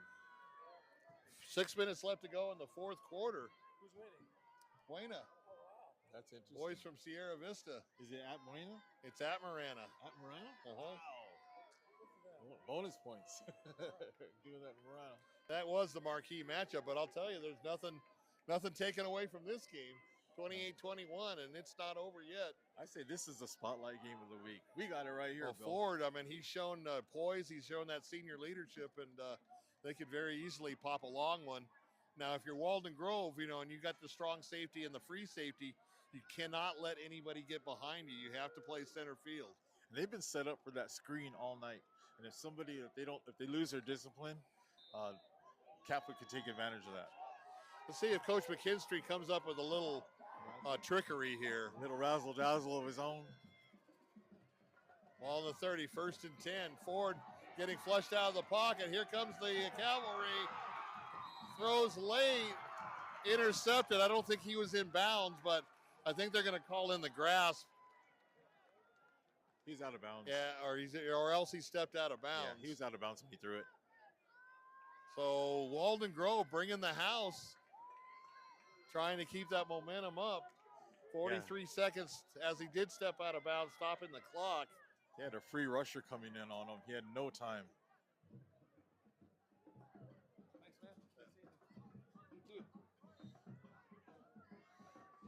Falcons going the wrong direction, Bill. They need to. You guys are setting up for the dance. They need to point west right now.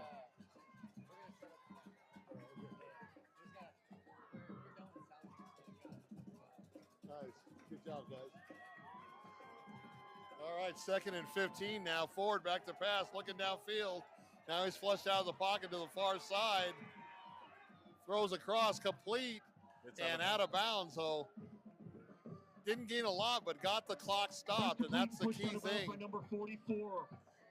He gained a lot of that yardage. Third and manageable, but more importantly, the clock stops. He gained a lot of that yardage back that they lost on that negative play.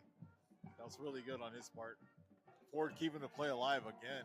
Man, that guy's been running for his life. Boy, what some people thought was just going to get Walden Grove was going to roll tonight had a lot of things coming because this has been a great game. Red Wolves up by a touchdown, but it's not over yet when you got the poise and the arm of Ford back there for Catfoot. Once again, just a little pitch and catch, and he's trying to get out of bounds. I don't believe he did. No, they're going to – oh, they did stop the clock. All right, 24 seconds. I thought that was kind of generous. Yeah. I thought his knee went down inbounds, but Brought down on the play by number 26, Jordan Dotson. so Dotson with the tackle, 23 seconds, and now they do start the clock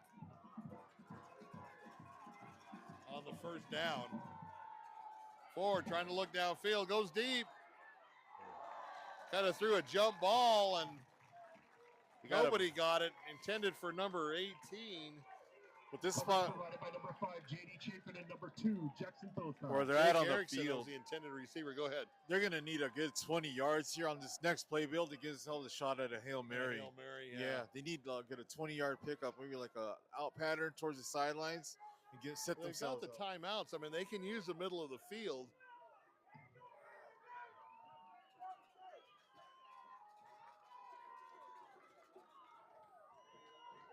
So 11 seconds left to go. Time for 2 plays max.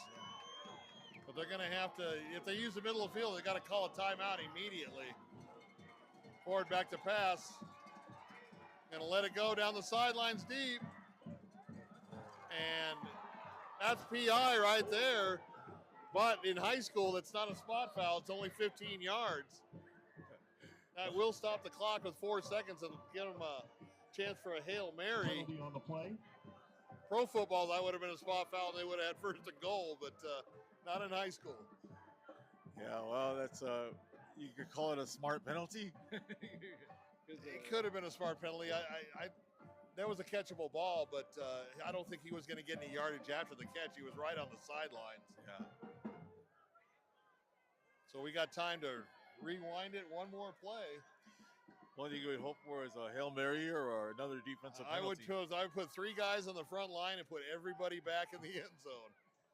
The penalty was against Waldon Grove.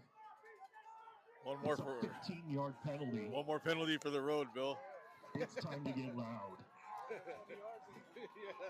That's a 20 So, barring anything crazy, this probably will be the last play of the game, but if Catfoot does score, we're going into overtime. Here we go, 4 seconds left to go, 28-21, Walden Grove.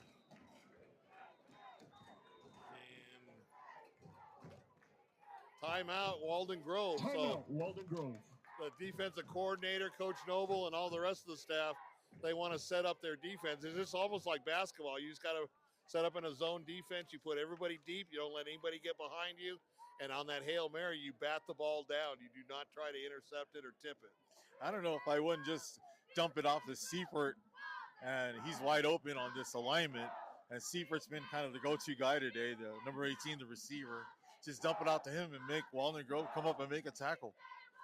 Exactly. So 4 seconds left. I don't know about you, but I think Mr. Cash, he was a workhorse of the whole game. I would be inclined to give him the player of the game. Hey, Cash, I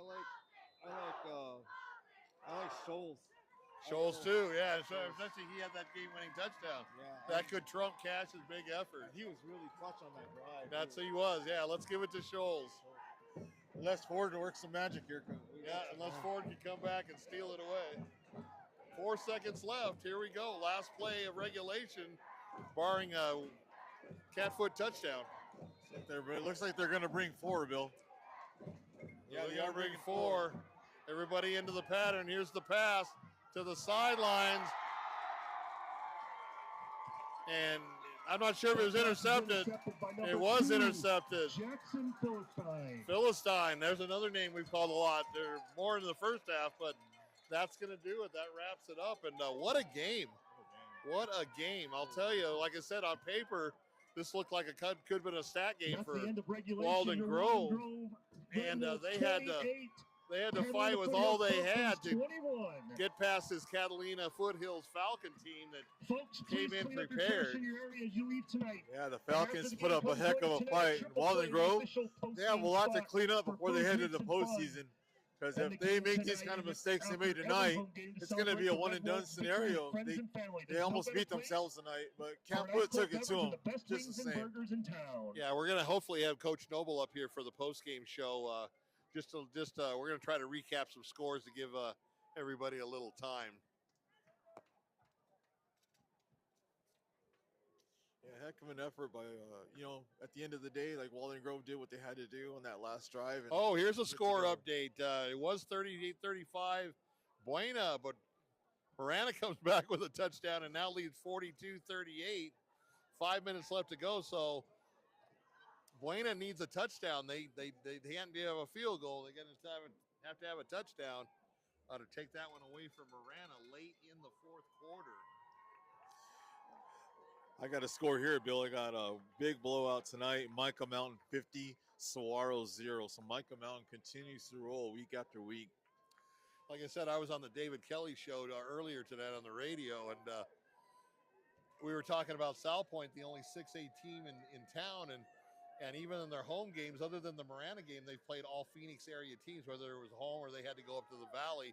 And David asked me point blank, he says, does that take a little luster off of South Point? Because, even if a Phoenix team comes down and plays at South Point, they're not well known. You don't know the kids. They haven't played before.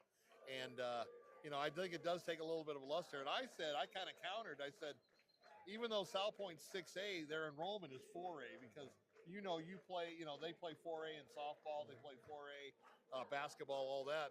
I would like to see a Micah Mountain South Point matchup. I think that would be good for the city. It'd be good for Vail. Maybe we can get that next year. We'll have to see. Yeah, Micah Mountain, and as far as softball goes, Micah Mountain took South Point, gave them a heck of a series there. They won the first of a double elimination game, so that was a great matchup softball wise. Sure was. Here's a final now. My alma mater, Push Ridge Christian Academy, 22-7 over Thatcher. That's a tough win because Thatcher is not the easiest place to go and play. So hopefully some of these scores that we couldn't get before may be updated. We're searching right now. Like I said, Ray's watching the screen. So any of you viewers have any insight on scores, let us know. Another final, CDO 37, Pueblo 13. So Pueblo did come back with two scores in the second half. Got a final here, Cienega 42, Sunnyside 21. That one's gone final. So Cienega doubles up Sunnyside.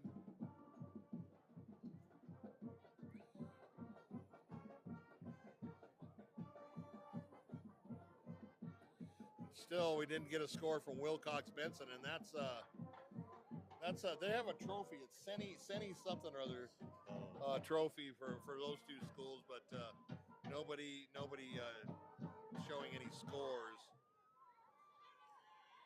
I'll call my source to see if I can get a final from that Bisbee and Tombstone game. Okay.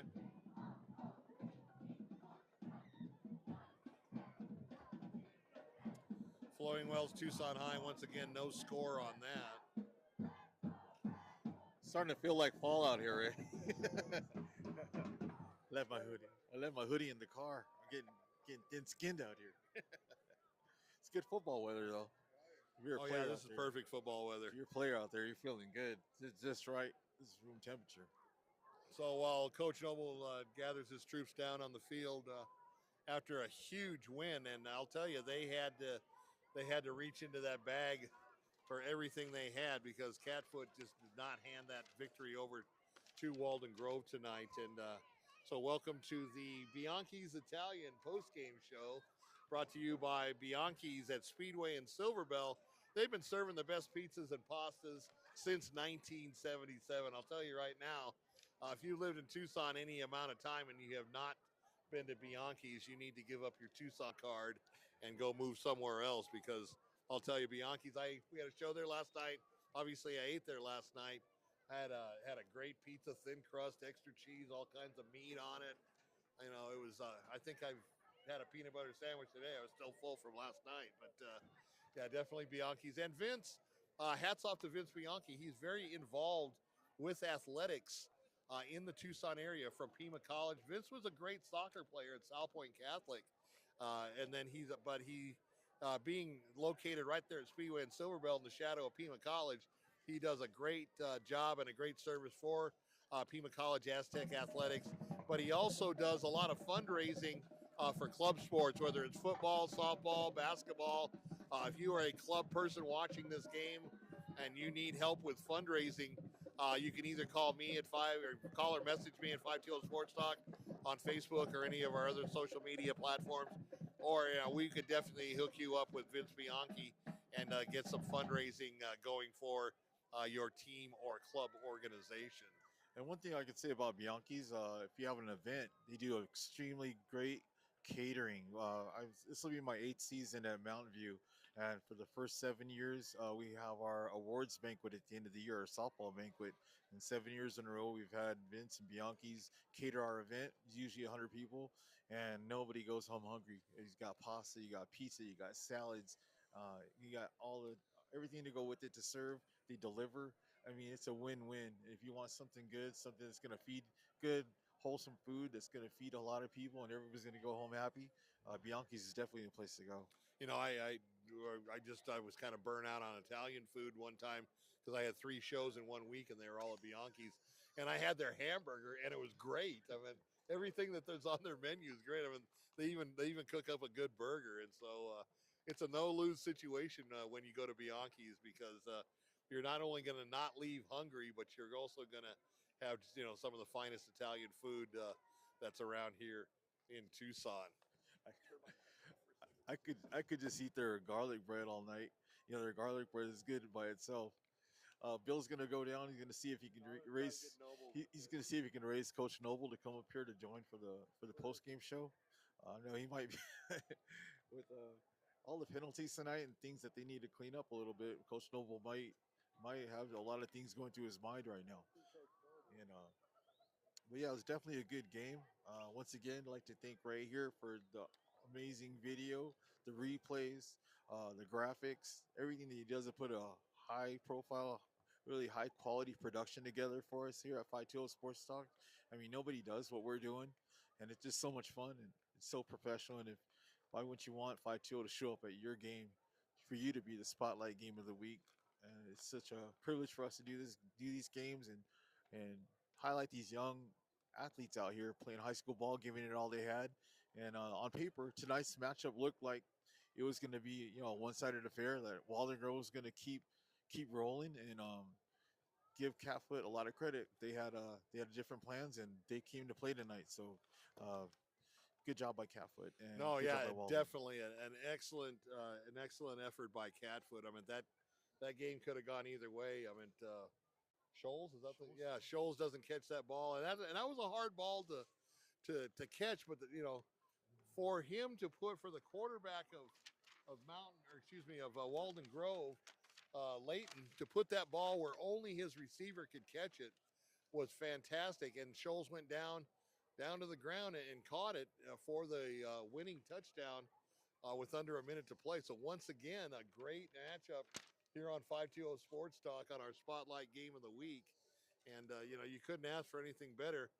Let's check that Marana score here real quick while we're at it. Yeah, Scholes was like I said, he was really clutch on that game-winning drive, and your stars shine when they have to shine. Big time players make big time plays in big time moments, and Scholes pretty much earned that player of the game, right, Bill? Sure did. 2 minutes or less than 2 minutes to go up in Marana, and the Tigers still ahead 45-38 over the Colts of Buena and Coach Joe Thomas. Another great game up there in the M. And you teach in Marana Unified School District. I live in Marana. Well, we love the Marana teams, and that was a great matchup. Everybody knew it was going to be a great matchup. That was the marquee game on paper, but I'll tell you that nothing. I don't think anybody could beat this game tonight as far as pure action, excitement, and last minute heroics for Walden Grove. Yeah, the good thing about making adjustments is it's good to make them after you've won, because you don't want to have to make all these adjustments after a loss, because it just compounds it. So Walden Grove is going to have a lot to look at. They're going to have to self-scout, and they're going to have to understand why they made the mistakes they made, why they made the penalties they made. The field position was flipped. Everything was lined up for Catfoot to take this game at the end. But give credit to Walden Grove. They made the crucial plays that had to happen. That strip sack that gave them the ball back, gave them that short field, and then Scholes and quarterback connected and won the game. Basically won the game for Walden Grove, and that was a really well played game. A tale of two halves, though. I think Walden had the first half, and Catfoot came out and he did exactly what you had predicted, crystal ball style, like go 3 and out and turn the game around. Pickups, Corey. We have Coach Noble making his way So up. Coach Noble is coming up here. We're going to get. I'll give him my chair. Oh no, actually we can grab a chair from over there. Yeah, I'll give my mic. And Um, we can interview him. You want to put the camera on us, Ray, or okay? Yeah. So what a great game! I can't wait to see what Coach Noble has to say on the effort on his kids. We're gonna talk to him shortly. Let's see if we can get maybe a score or two more. I think what we should do is check Coach Noble's pulse right now, Bill. We'll see if his heart rate's come down a little bit since this game's ended. He might still have a little vein flexing out of his forehead after having to talk to his team about what they done tonight. Like I said, at the end of the day, So a win's a win. I know it's not halftime up in Phoenix, but we still have a 14-9 score for South Point Catholic leading Mountain Point. But I know that's not at halftime, so that's probably going to be close to the game. We'll see if South Point can Congrats, Coach. pull it up. Go ahead and have a seat, Coach. Have a seat, Coach. You guys go ahead.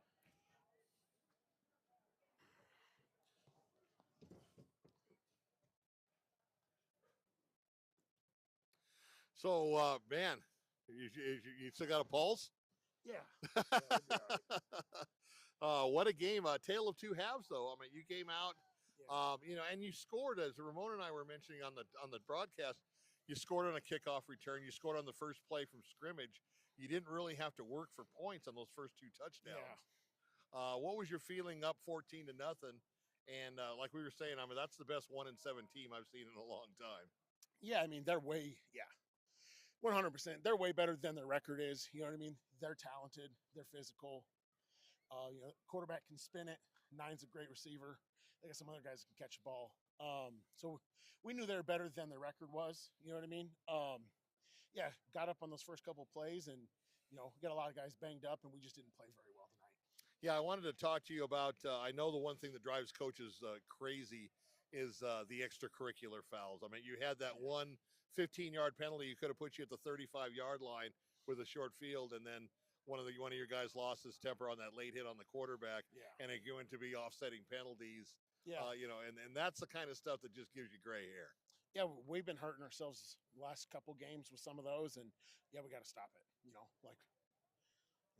You just got to make better decisions. You got to. I mean, it's good to be aggressive, but and you we still have haven't to play within yourself. Yeah, and we haven't been, and it's been a problem for us. You know what I mean? Like, you got to. Good teams don't do that stuff, so we got to be better. Exactly, and you only have 2 games to iron that stuff out. We'll be back here in a couple weeks against for your senior night. We were here for homecoming. It was a great show by the band and the dancers and stuff. But you still got work to do. You're 6-2 now. You're peaking at the right time. I'm looking at your schedule.